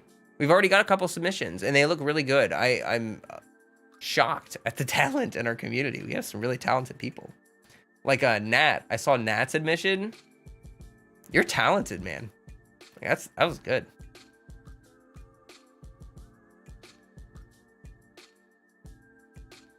Saw a cat, please cuddle her. Oh, this is Freddy. This is my son right here. He's my boy. I always do Freddy cam near the end of my stream, so don't worry. We will do a Freddy cam today. I'm going to log into my account in a minute, and then we're going to do all my stuff. Genshin team swapping reminds me a bit of fighting games that have tag team mechanics. Yes. Yes. Yeah, it is kind of like that, but it's intense, man. Like, it takes me probably 20 to 30 hours to learn a rotation for a team and like be able to do it well, like really well. And I mean, it's hard. This game is not easy. Do not feel bad if you're not like crushing it. You know what I mean? I almost wish I had started streaming when I was newer to the game, so you would all be able to look back at when I started, because I was not good at this game. Oh god, I changed my password. What did I change it to?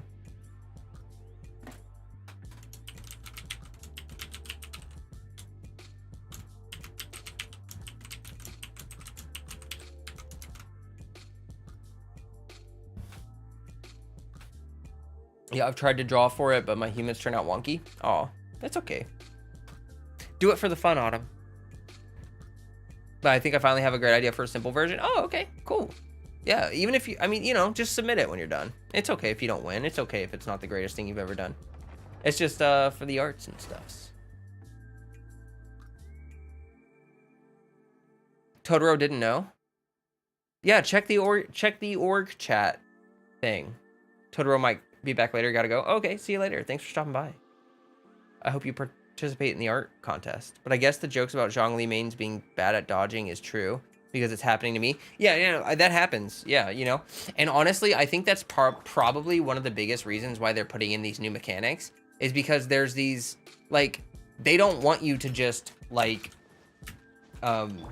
what submission? We have an art contest going on right now in the Discord. If you look under the organizers tab thing, you can find the art contest and submit your artwork. I don't know when it ends. It started like about a week ago. We've got like a couple submissions right now. I'm sure there's more people working on it. It'll probably go for another week or two, so like no rush on it really. We can always extend the deadline if people need more time. Star Fury says, I agree with rotation is tough. The only team rotations, in my opinion, is Hu-Tao teams and Raiden teams. Yeah, I think Mono Geo or like Ito. Ito's rotations are so easy. Like my Ito comp, it's like E with Goro, or like Q with Goro, you know, EQ with Albedo, or skill burst, you know? And like, it's just so, the Ito rotations are just so simple. So simple. And what makes him complicated is when he's on field, you have to manage his stacks. Like the stacking mechanic, that's what makes Ito complicated. But his actual rotation is just so simple.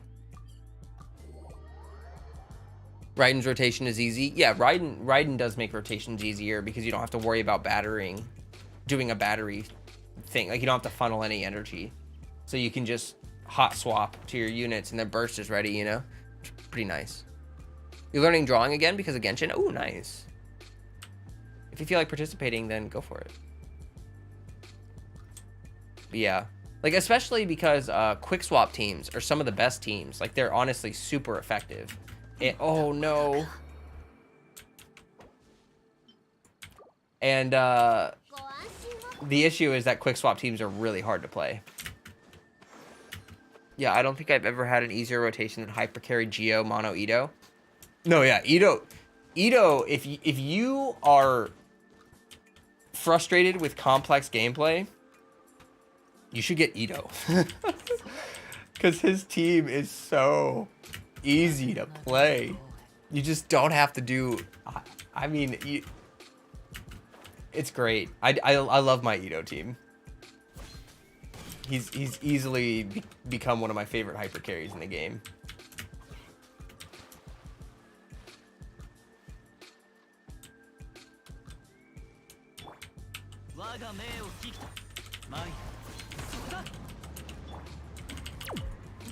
Thank you so much, Star Fury. I appreciate your subscription.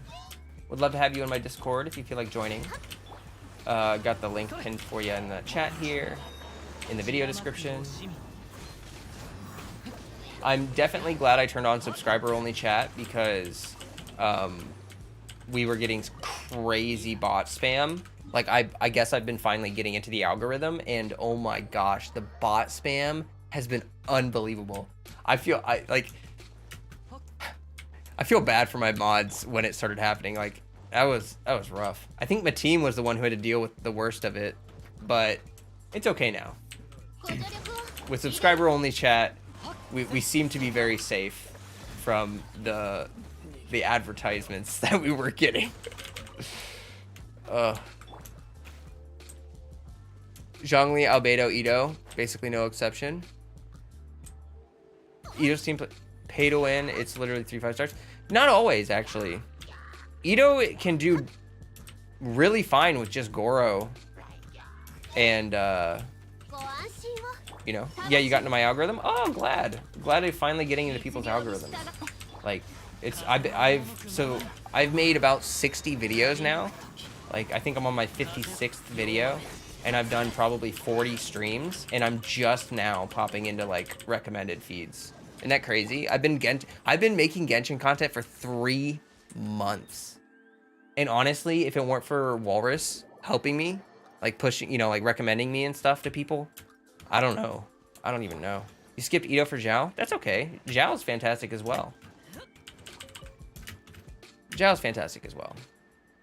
You got Yain 110 pull? Congratulations. That's fantastic. That's a huge W. But yeah, Ito can be very expensive. He can be. If you want to play Ito at his like best of the best of the best, then yeah, he is expensive.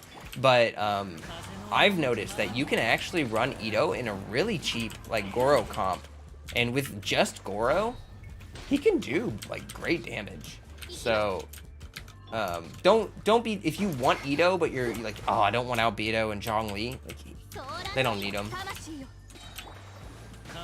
You can just run like Diona, Goro, Ito, and Benny.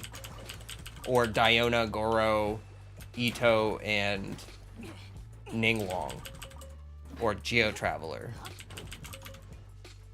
And that would work just fine. Ningguang would actually boost your damage because you can run through the Jade Screen. And then she gives you that great burst DPS. What does Goro provide for Ito? The buffing. Ito is a defense-based unit. So Goro is his best in slot support.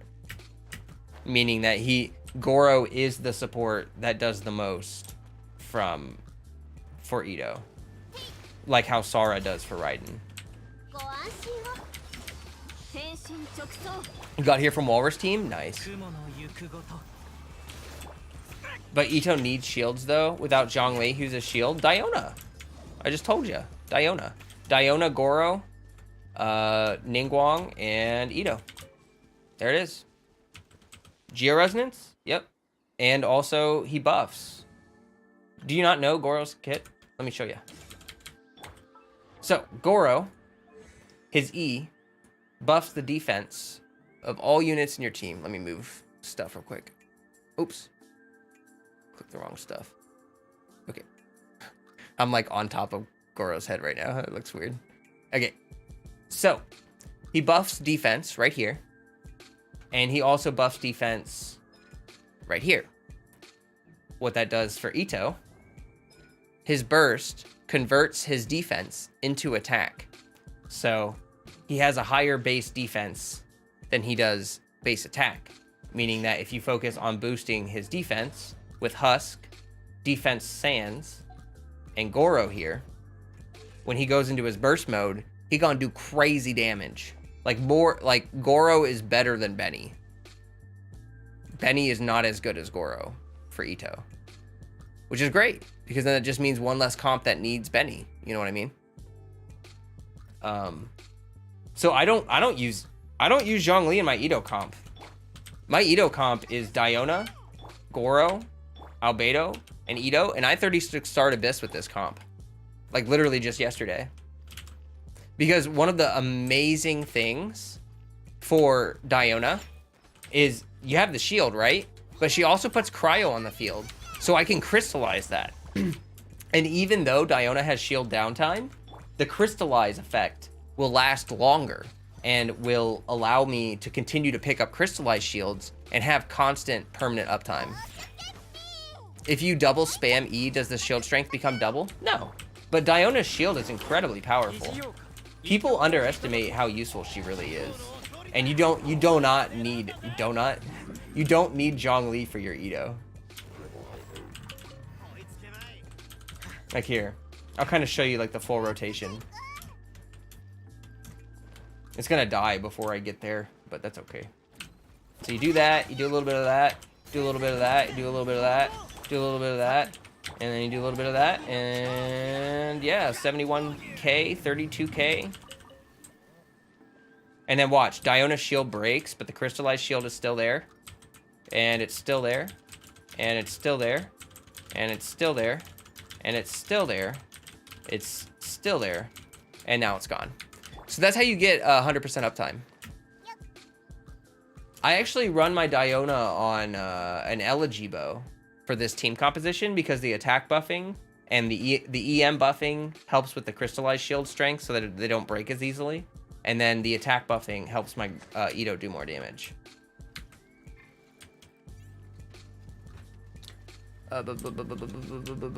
Only need to max talent E for flat defense buff, no need for artifacts. Yeah, that's another great thing about Goro, is Goro is not dependent on artifacts for his buffing. So you can run him on Noblesse, you can run him on... I have him on 4-piece Archaic because I used to run Kokomi in my healer slot. But I decided to swap out for Diona for just the extra shielding. That way I wasn't relying on just crystallized shields all the time, because that did get kind of hairy sometimes. But using Diona, fantastic. I should probably switch to Noblesse on my, you know, on my good boy Goro.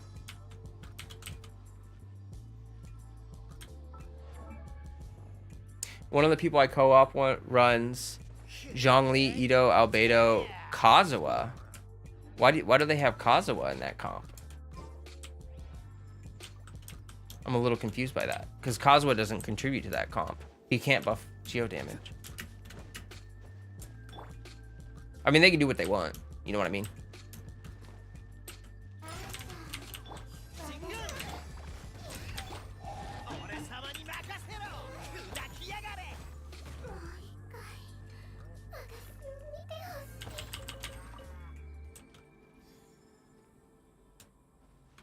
Maybe for grouping enemies, probably. Her shield is almost 50% of it. Are you talking about Diona? Marcus? Because... Hi, Elaine. Welcome. Yeah, 14%. And then you get the C2, which increases it by 15%. My Diona's shield is probably about 12,000 HP. I run her on... Oh, whoa, whoa, whoa, whoa, whoa. What the heck happened?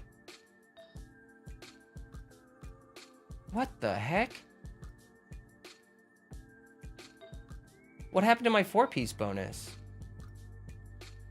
Oh. Oh my god, what? Where's your goblet, Diona?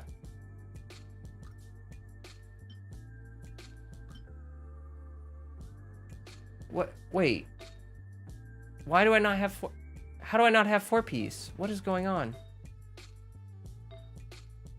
That's that, right? 1. Oh. Wait. Are you freaking kidding me? Oh my god. How did that happen? Yeah, so I had my Diona on the wrong build when I ran Abyss. God, I hate making these guide videos for like the how do I unit videos, and I keep swapping stuff around. Ugh. What role does Faye serve? Tank. If you have C4, you can turn her into a shielder / buffer, basically. Healer. Tank Faye is a good support for Hu Tao, considering building her, but I'm unsure. You can. Tank Faye's good.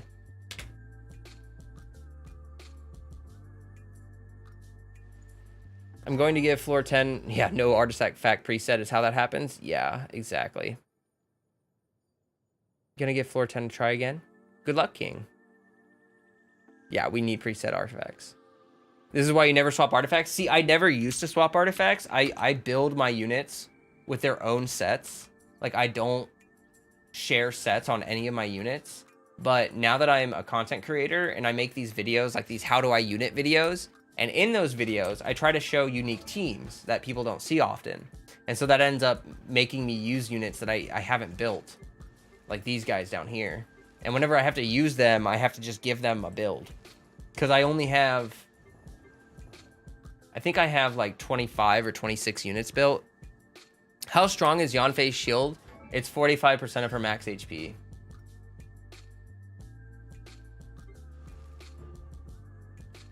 Yeah, 45% of her max HP. And you can get her up to about like 30k HP. So it's like 15k or so.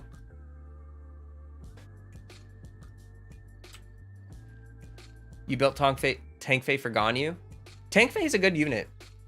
I mean, you can build her as tank. You can build her as a tank. I prefer her as like a sub DPS, but I have a video on my channel for Tank Faye. She helped me 12-1 in 1 minute and 15 seconds. Oh, nice. That's amazing.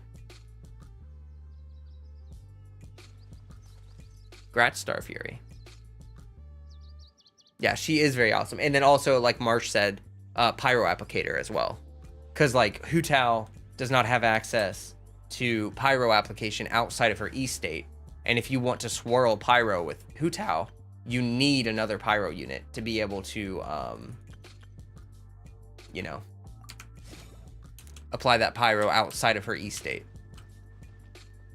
There's lizards. Lizards everywhere.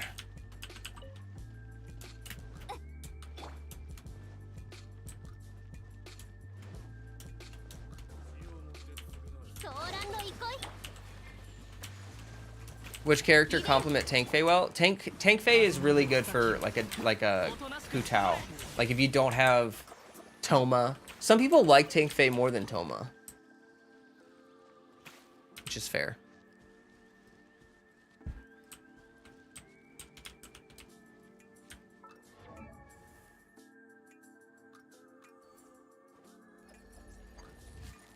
All right. Oh, yeah.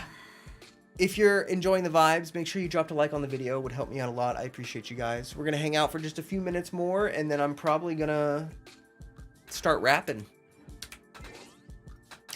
Yeah, Toma does steal a couple of her reactions. That is true. Toma feels bad. I think Toma is meant for future teams. Like I think that he was released like one of those units that's like Kokomi kind of released too early, like before their prime, you know. I'm hoping that we'll get an artifact set, or just he'll have some really good synergy with like Dendro. His constellations are great. C6. Yeah, C6 is a nice constellation for him. You're hoping Toma can work with Ayato? That would be interesting to see. Yeah, I have no idea what he's going to be like, because obviously, you know, I don't look at leaks, so. Hope he goes well at the Pyro Archon. Do I still go to school? No, I'm graduated. I'm 28 years old. I studied music and philosophy in school, double major, and then I went to school and got my medical license for therapy. So I am a bodywork manual therapist, otherwise known as a massage therapist, and I'm licensed by my state medical board to do so. But the pandemic started, and obviously when you're doing bodywork therapy, you're very, you know, up close and personal with that person. And so it was just very dangerous for me to be working through the pandemic. I had to take a lot of time off. During that time off, you know, I decided, hey, I might as well start a YouTube channel, try to make a little bit of money while I'm not working during the pandemic and stuff, and started working on it. It took me a long time, but here I am. I would like to have my own practice, you know. I think that's kind of where I'm going now. Like, if this YouTube channel can succeed, then it'll buy me enough time to build my own practice. And then I can do therapy on my own terms, basically. Because, like, I was working for a company, for a business, and I did not have a great experience with that. Thank you so much for the sub, Exhausted. I appreciate you. Oh,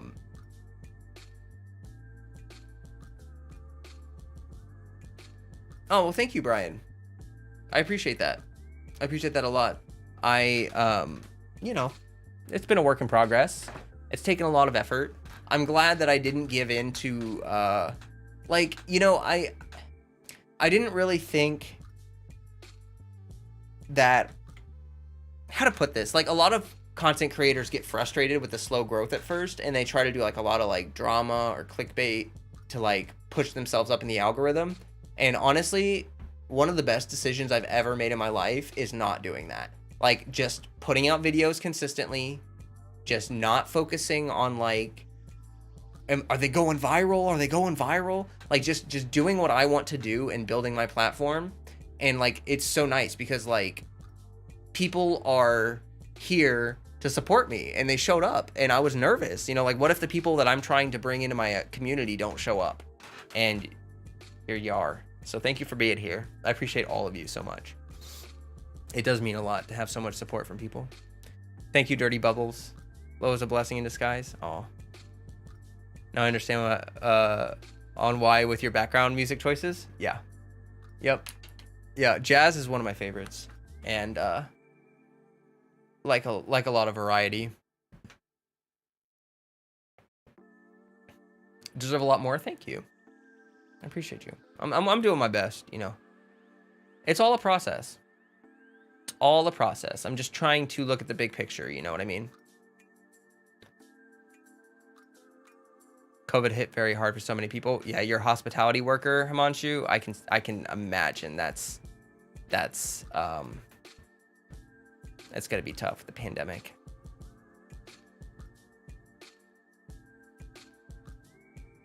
Thank you, Autumn. That means a lot to me. I really appreciate that. I appreciate all of you. It's nice because it feeds back to me, you know what I mean? Like, I kind of was worried, like, what if all I'm doing is fighting toxicity all the time? And like, what if I'm feeling alone, you know? And just like, I'm the only one who wants to not have a toxic community or whatever. But you know what? That's not what happened. Hi, Hinez. Welcome. What ended up happening was I made this community, and all these other people who are sick of the toxicity and just want to hang out, just enjoy the game, you know, like, they're here. They're showing up, and we get more and more people all the time, and that makes me happy. And that's going to be the goal. Like, that's what I'm here to do. I'm going to stick with Genshin for a long time. I took my time getting to know the game. I played it for a year before I even started my channel. I mean, oh gosh, my camera's overheating. Hold on. Let me jump to the start stream real quick. Stupid camera. Hold on.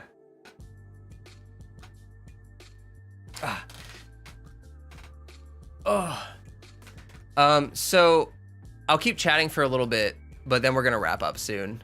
I'm gonna turn my camera off so that I can do a Freddy showcase for you in a few minutes. Didn't think you can do a Genshin stream without yelling. It's totally possible. So someone said, unfortunately, once a content creator is big enough, those people will start to come. This might be a hot take, and I apologize if this is a hot take, but if I'm being honest with you, most content creators want to interact with their community as little as possible, or they just don't have time to. I do have time, so I take a lot of time to manage my community. And honestly, one of my promises for all of you, and I will make sure that my community does not become toxic. Like, I'm in my Discord all the time, and what I've seen is that when toxic people show up to my Discord, they don't hang around. Like, if all they want to do is crap on the game and be angry and bitter and whatever, then they don't last long in my Discord. They quit. They leave. I haven't even really had to ban anyone, because it just, like, if you don't like Genshin and you watch my content, you're gonna click off, because I'm not angry, because I'm not here sitting and complaining all the time.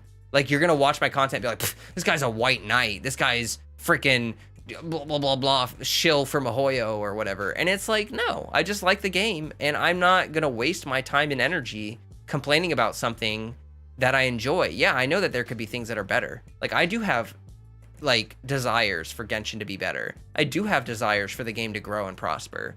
But I'm not gonna sit here and act like I know better than the developers, or act like I'm somehow able to do it better than them, because I can't. I don't know enough about game development to do what they're doing. I think that what Mihoyo is doing right now is crazy. Like, they're already doing a lot of crazy stuff. And I just think that it's short-sighted and maybe a little... Here, you know what? Let's look at Genshin. I feel like staring at the start screen is just kind of weird. Thank you, Flowcat. Today I found your stream. I'm glad to be a part of your community, which you take care of. Honestly, it means a lot. Genshin to be ruined by a bunch of people on Twitter. Yeah, no, I agree. See, a lot of people are trying to take advantage of Genshin because it's a popular game. And there's a lot of people, I'm just gonna say it, okay? There's a lot of content creators who do not like Genshin, but they're playing Genshin because it's popular and they want to gain a following. And so they are trying to play Genshin for as long as they could possibly bear to do, and then quit as soon as they feel like they have a big enough following to quit. I am not here to do that. I'm here to do the opposite of that. I've played this game for over a year, and I did that because I wanted to make sure I'm going to stick with it. I wanted to make sure that this is a game that I enjoy, that I'm going to play long term. And that's why now I'm making content. And I didn't just jump in, you know, for the clicks or the views. So I'm here long term, you know. I'm not here to make a bunch of clickbaity viral drama. I'm here to just share my experience with the game, and hopefully as people see my content and experience my streams and stuff, they want to be a part of my community and make some friends and enjoy the game as well. With my experience with Genshin, community makes the biggest difference. Like, I don't think I'd still be playing this game if I didn't have a community, because just this game is so fun and great, and the lore and everything. Like, half of the fun for me is just like geeking out about it with other people. Like, to me, I've almost never found anyone mean or toxic in game. I feel like you have to follow the negativity to have it. Yeah, actually, every time I co-op with someone, they're just like vibing. You know what I mean? Like, everyone that I've ever co-opted with is just vibing. They're just hanging out.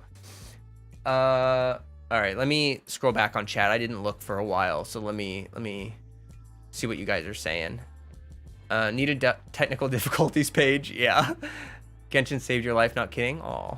Thank you for sharing that, Alwina. Need a tradition page. Thank you, Flowcat. Oh, I saw that one already. I'd rather be happy and have fun than being miserable. I agree. Glad to have you, Brian. It's a fun game. Most people can enjoy it. True, community is good. They do it for the money. It's sad. Yeah. And I have fun as well. If people say I work for Mihoyo because I say nice things about the game, I will say I wish I do too. Yeah. I wonder how they treat their employees. I hope they treat their employees well. Like, to me, I almost never found anyone mean or toxic in game. I read that one. By the way, Flo, did you build Noelle? I do have Noelle built. I used her for a long time with my Hutal team, actually. Right now, Goro has her artifacts because when Goro came out, I swapped my artifacts over for him. I don't even know why she's what is she wearing? She's got just a goblet on. But I did have her fully built out, and I was using the crap out of her. Just she's kind of taking a break right now. Taking a break right now.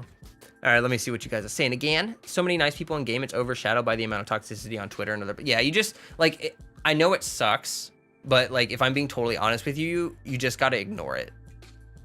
Like I know it sucks, but like you have to surround yourself with the people that do enjoy the game, and once you do, then it starts to matter less. You know, like I think for me, whenever I joined a Discord and there were a lot of people in there that were really hateful towards the game, it sucks, because like if I just want to be like, oh hey guys, I just had a good day on Genshin, they're gonna be like,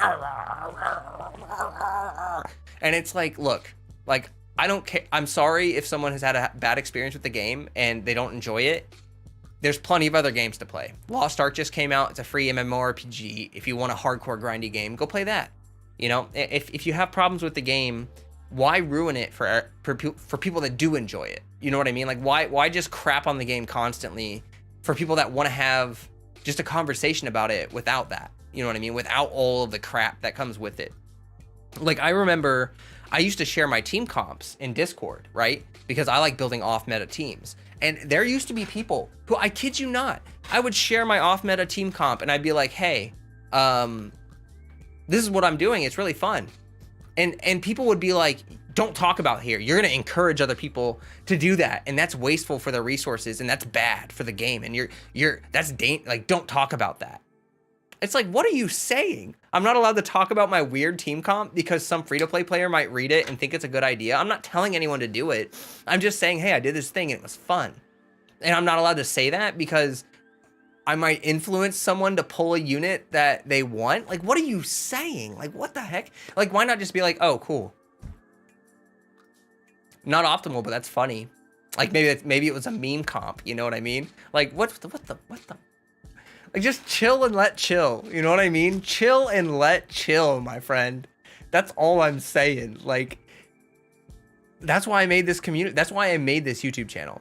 It's because, like, there's so many people who play this game that hate it, and I feel alone. Like, not anymore, because I have my community. But I used to feel alone. I used to feel like I was the only freaking person on the face of this earth that actually enjoys Genshin Impact. I know that there's a lot that they need to improve. I know that the game it's an early game. I consider that when I'm thinking about it. It's like, wow, this game has only been out for about a year, and it's a very new kind of game. Like, they're treading in a lot of territory that no one else has treaded. So I try to keep that in mind when I'm thinking about, like, where the game is, where it's going to go. I mean, it's a long conversation. It's a long conversation. I'm trying to keep up. You guys are really chatting off the wall right now. I hope that makes you value your characters more because they're hard to get. I'm sick around. The only thing that pisses me off the most is when outsiders think this game is for pedophiles. Oh my gosh. When, like, if you notice, like, I don't sexualize the units. Like, I kind of refuse to, because, like, it makes me uncomfortable. Like, I don't do that in real life. I don't, like, over, like, boobies in a video game.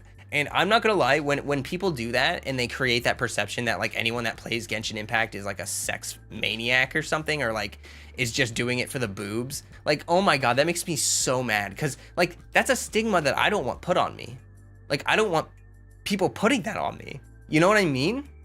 And I'm not gonna name names, so I'm not gonna respond to any comment that's about a specific content creator, because I'm not trying to call out a specific content creator right now, or anyone like that. I'm just calling out the specific act of creating a perception that the game is all about sex when it's not. But let me catch up. In the word, Autumn said, in the wise words of a cryo pirate, cool it, cool it. I wish I could do that. I wish I could do that voice well, like his cool it voice. Cool it, cool it. I think that's almost it, but oh my gosh. Let's see here. I like it. Your Discord helped me get further in Abyss, and I started to enjoy Genshin more since I joined. Oh, I'm glad, King. And we're glad to have you here. You're a cool person. I think the issue is that Genshin is most people's first gacha game. Yes, yes, and I will admit, when I started playing Genshin, I hated resin. I hated the time gating. I hated that stuff. But now I realize that, like, if I didn't have resin caps, I would have quit the game already. I would have burnt out super hard, and I would have built every unit, and I just have nothing to do. And yeah, maybe it would be better that I could take it at my own pace. Like, I could burn out and then quit the game or whatever. But for me, the fact that I have something to look forward to doing every day that I get on Genshin because my resin is capped, it's like, I look at it like this. Every day you can work out, but you're gonna get tired. And what's satisfying about working out is coming back time after time and getting better, getting stronger, getting faster. You know what I mean? And with Genshin, that's kind of how I feel. It's like I can only get so much progress in every day. And that progress makes me feel stronger. It makes my units feel better. It makes me feel like I'm making progress in something, but it's consistent. You know, it's like I hit a limit. And I kind of like that because, like, if you play MMORPGs, there's this mindset that people have with MMOs where they're like, I need to grind all the time. Like, if you waste 1 minute, you just fell behind so much. But like with Genshin, you can finish all of the necessary stuff in 20 minutes, and then from there you're chilling. You can just go run around, explore, hang out, and you don't have to worry about, like, oh my god, this one person's grinding right now and they're getting ahead of me, and if I don't get on and grind right now, I'm gonna fall behind, guys. It doesn't happen like that. Like, you can just enjoy the game. Yeah, it kind of forces you to take a break, you know what I mean? It's a part of my daily routine, and I like that. Whew, okay. Can't deny they're designed to be sexy. No, yeah, they're designed to look good. I'm not going to argue with that, but I just think that, like, there is a difference between beauty and sexualization. That's all I will say, is that, like, they're designed to look good for sure, but, like, that's like in Europe, there's nude parks. You can walk around nude, right? And people are not going to necessarily look at you and say, oh, something about sex, right? Like, it's just your body. It's just art. Like, I'm a massage therapist. If you think that every single client that I see unclothed, or I see their back or their butt or whatever, like, if you think that I'm sexualizing them in my head, that's just disgustingly wrong. Because I don't look at the human body as inherently sexual. I view sexual moments as intimate moments with someone that I'm close to, that I love. And if I don't have that kind of connection with someone, I don't feel sexually attracted to them. So I don't get sexually attracted to anime butt, because it's just like, I don't care. Like, I'm not sexually attracted to these video game characters because I don't have a romantic relationship with them. You know what I mean? Like, if I had a partner in real life and I fell in love with them, I would sexualize them in the way that I would want to have a sexual connection, like intimacy with them, but not in any other way. Romance over sexualization any day. I agree.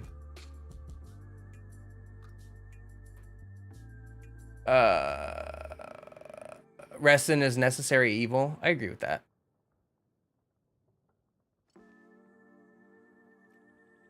Same for me. Like, I like Yai's personality, made me love her, but everyone misinterprets it as, oh, it's because she's sexy. Yeah. The only thing Hoyoverse should fix is the community. Twitter. Ooh.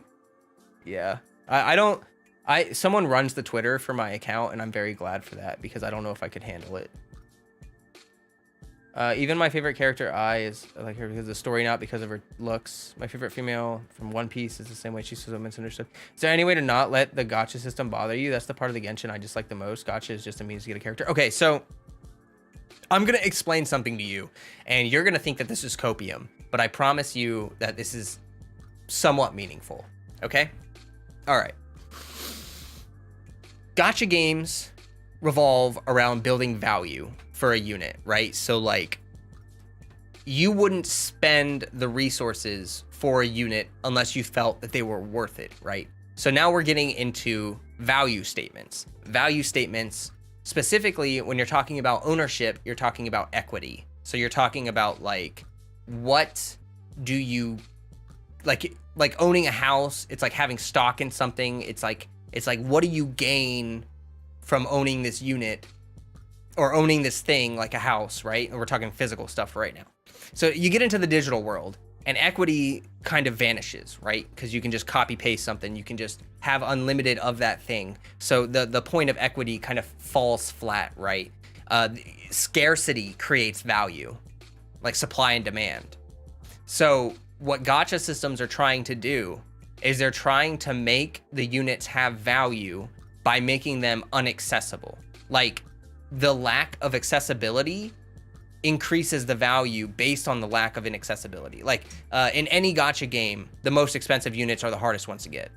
I mean, that sounds stupid to say out loud, but you know what I mean?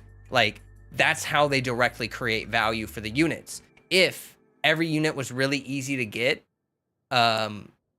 they would have less value in the minds of the players. And that sounds like maybe that's not important, but think about money.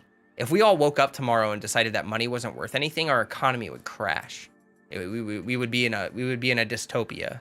The reason why people are willing to spend money on these units and spend their primo gems and save up is because there's this created value for them based on the rarity. They're only here a certain amount of time, and that you have to have a certain amount of resources, and luck is involved. All three of those factors create equity, like a digital equity, like a value system for these units. And now, of course, you can decide that they're not worth that much. You can decide that, no, there's no way that they're worth this much, and that's just ridiculous. But that's just kind of how they do it. And in a way, it's bad, but in a way, it's good, because, like, I hear people all the time say that they hate gacha because, like, we play video games to escape from the hardships of reality, and we shouldn't have to deal with that. Well, yes and no. I think that the hardships of gacha create, now you can say that I'm wrong on this. I think that the hardships of gacha create satisfaction. When you save for a unit and you save for like a certain amount of time and you prepare for them and you get them, that feels amazing because you're saving up a resource, you're managing your time, you're managing your resources, you're putting in a lot of, you know, thought and effort into that, and then it comes together and it pays out. And that payout feels amazing. Like when free-to-plays pull a 5-star they want, it feels amazing because they put nothing but time in and they haven't put money in. So they're able to get this high value thing for free. We about to get a degree in macros at micro. This is I guess probably microeconomics because gacha is like a submarket, which in turn is its own kind of determining value. Oh, let me see. I'm so glad I never really pulled based on rarity, just based off the character and their usefulness into teams. Yeah, exactly. Like Autumn. Think about the standard 4 stars, like Amber, Kaya, Lisa. They have a really high inherent value for their constellations because they're so rare, because you can only get them from standard banner. And like, it's weird though, right? Because like people don't actually value those units. Like someone will get a Lisa con and be like, oh my god, that's so crazy, that's so rare. But people don't like those people wouldn't build Lisa. Like, you know what I mean? Isn't that weird? Like, I love Amber. I think Whale Amber, like C6 Amber, is it's just such a fun unit to use. And people will freak out if they get an Amber constellation, but then they'll go around and be like, Amber's like the worst unit in the game. You know what I mean? Like, they still buy into the value of the rarity of that constellation, even though they don't like it, even though they think that in game it has no value. Isn't that so weird? Like, I think that's really weird. Like, why would you value something that you don't like? Or whatever. I don't know. Anyway, let me catch up on chat again. Cons cost the same as 5 stars, just pull less 5. Yeah. Which in turn, all these topics can be YouTube vids by themselves. You should add else chats to your channel. Yeah. The Let's Talk channel is gonna turn into a lot of this. Like, it's just every week the Let's Talk series that I'm doing is gonna be this kind of stuff. I just don't like the RN Jesus in cost. I just want to play the characters I want. I guess Pokemon spoils me. To be honest, gacha is like real life. You can't always get what you want. And I can understand why someone might say, I'm playing a video game because I want to get what I want and I want to have a good experience. But at least for me personally, you can play some video games that are all fun. I think gacha is a game that kind of makes you confront some of those real life problems and can teach you how to work with them. Like, I'm not as bothered by the gacha as I used to be because I realize that part of the game is believing in, like, if you don't think it's worth it to save up for these units and pull them, then it's not worth it. If you do, it is. And that's the beauty of it, is that, like, I've seen people save up for, like, I have a friend who plays this game, Shadow, and she's been following my content for a while. We've been friends before I even started making content. She saved up for Hu Tao for like 3 or 4 months, pulled her, C1, Homa, you know, the whole shebang. And like the joy that she had from that, it's just palpable. Thank you for the sub so much, by the way. And I just, you know, I think that expectations create a lot of problems with gacha. Gamers come in with expectations. They're used to like, oh, I saw this unit in an ad, I'm going to be able to get them. And then their expectations are relentlessly shattered. Like, oh, no, you can't get them. They're not even available right now. And even when they are available, this is how much resource you need to get them. And that's all very discouraging. I can understand that. I just think that it creates value. Like, my account is meaningful to me because I put in work into my account that no one can just do. Like, in an MMORPG, I can play an hour every day, but someone can grind for 20 hours and catch up to me in one day. And then all my progress that I put in over the course of a week is meaningless. And I'm not gonna lie, I hate that. That makes me feel crappy. Because like, unless I'm able to put in those 20 hours of grinding, now I feel like I'm falling behind. And I don't like that. I'd rather be able to play 20 minutes, an hour a day, and then not feel like someone's just gonna like blow past me and out progress me and make all of my efforts look meaningless by grinding for 20 hours straight. And Genshin has kind of achieved that. We're all on an equal playing field as far as that's concerned. We can all only make a certain amount of progress every day. Now, obviously, whales can buy more progress, and they punish you the more you do that or whatever. But regardless, we're all still forced to wait at some point. At some point, you have to put it down. You have to walk away. You have to stop farming. And I don't know why, but that makes that problem go away for me. That makes me kind of feel like the time that I've put into my account is worth something. Because like, if someone started playing Genshin, it would take them over a year to build my account. Like, you do realize that, right? And like, that's what feels good to me, is I look at my account and I'm like, look at all the stuff that I've done. You know, look at everything I've built. Look at all this effort. And it feels like, because it's been over a year, like, wow. What a long investment. You know what I mean? And that's just what I enjoy about it. I enjoy that aspect. Now, again, that's balancing against the fact that, yeah, it is frustrating. It is frustrating to get progression locked. It is frustrating to need a lot of resources for a unit, and sometimes to have almost enough and not even get them. There's all those frustrations, and it's really like, gacha is a game where you have to learn to deal with it. You got to learn to accept that stuff. And if you can't, then just don't play the game. Like, if it's going to cause you more pain than fun, like if you're not going to have fun with the game, you shouldn't play it. You shouldn't. You should play games that you have fun with. There's plenty of other games that aren't gacha games. Like Lost Ark just came out. If you want a really grindy game, I've been having fun grinding on Lost Ark. You know, like 6-8 hours straight of MMO grinding. I like doing that sometimes, just not all the time. And that's why I like Genshin, because it's my daily game. Genshin is my game that I go and I play every single day. If I want to not play Lost Ark some days, I can just not play it, and then I can make up that time later on grinding. Genshin's not that game, but that's okay. That's what I like about it. It's my daily game. I don't know why people for this. Yeah, it's a sunk cost fallacy. A lot of the people, like, there's a lot of people that started playing at launch or early on in the game before we all knew what it was like, and either they won't quit because it's popular, or they won't quit because they feel like they put too much time and effort into it. Which is not a good excuse. That's sunk cost fallacy. Like, if you don't enjoy the game anymore, you should quit. Take a break. The game's gonna keep getting additions. You know, we're gonna get more regions and stuff. You can take a break. You'll miss some stuff, yeah. But if you're not having fun, what's the point of sticking around for stuff that you're not gonna enjoy anyway? That's basically what China limited playtime is versus the rest of the world's unlimited playtime in Genshin. Yeah, I understand, Vaughn. That's a whole situation, and I wish I had the power to do something about it, but I'm just a mere streamer.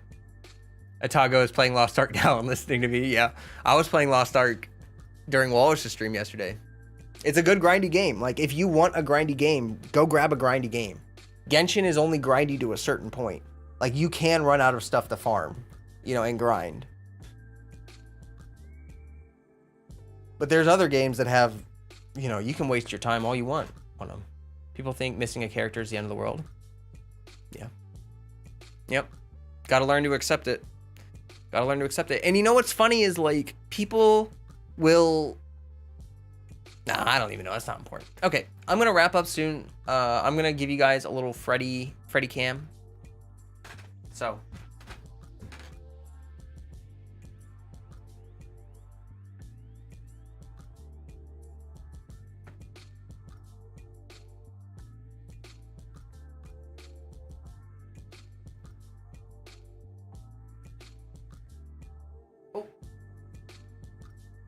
Okay.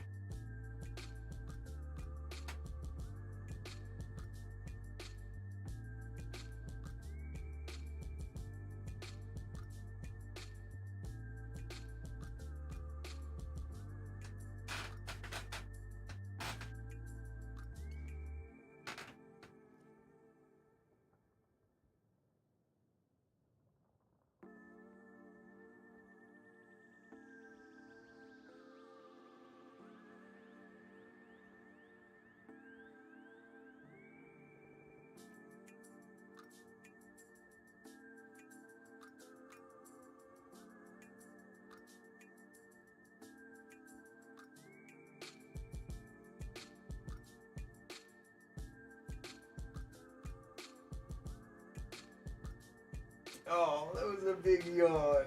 That was a big yawn. Yeah. A big yawn, sleepy boy. Good sleepy boy, huh? Yeah.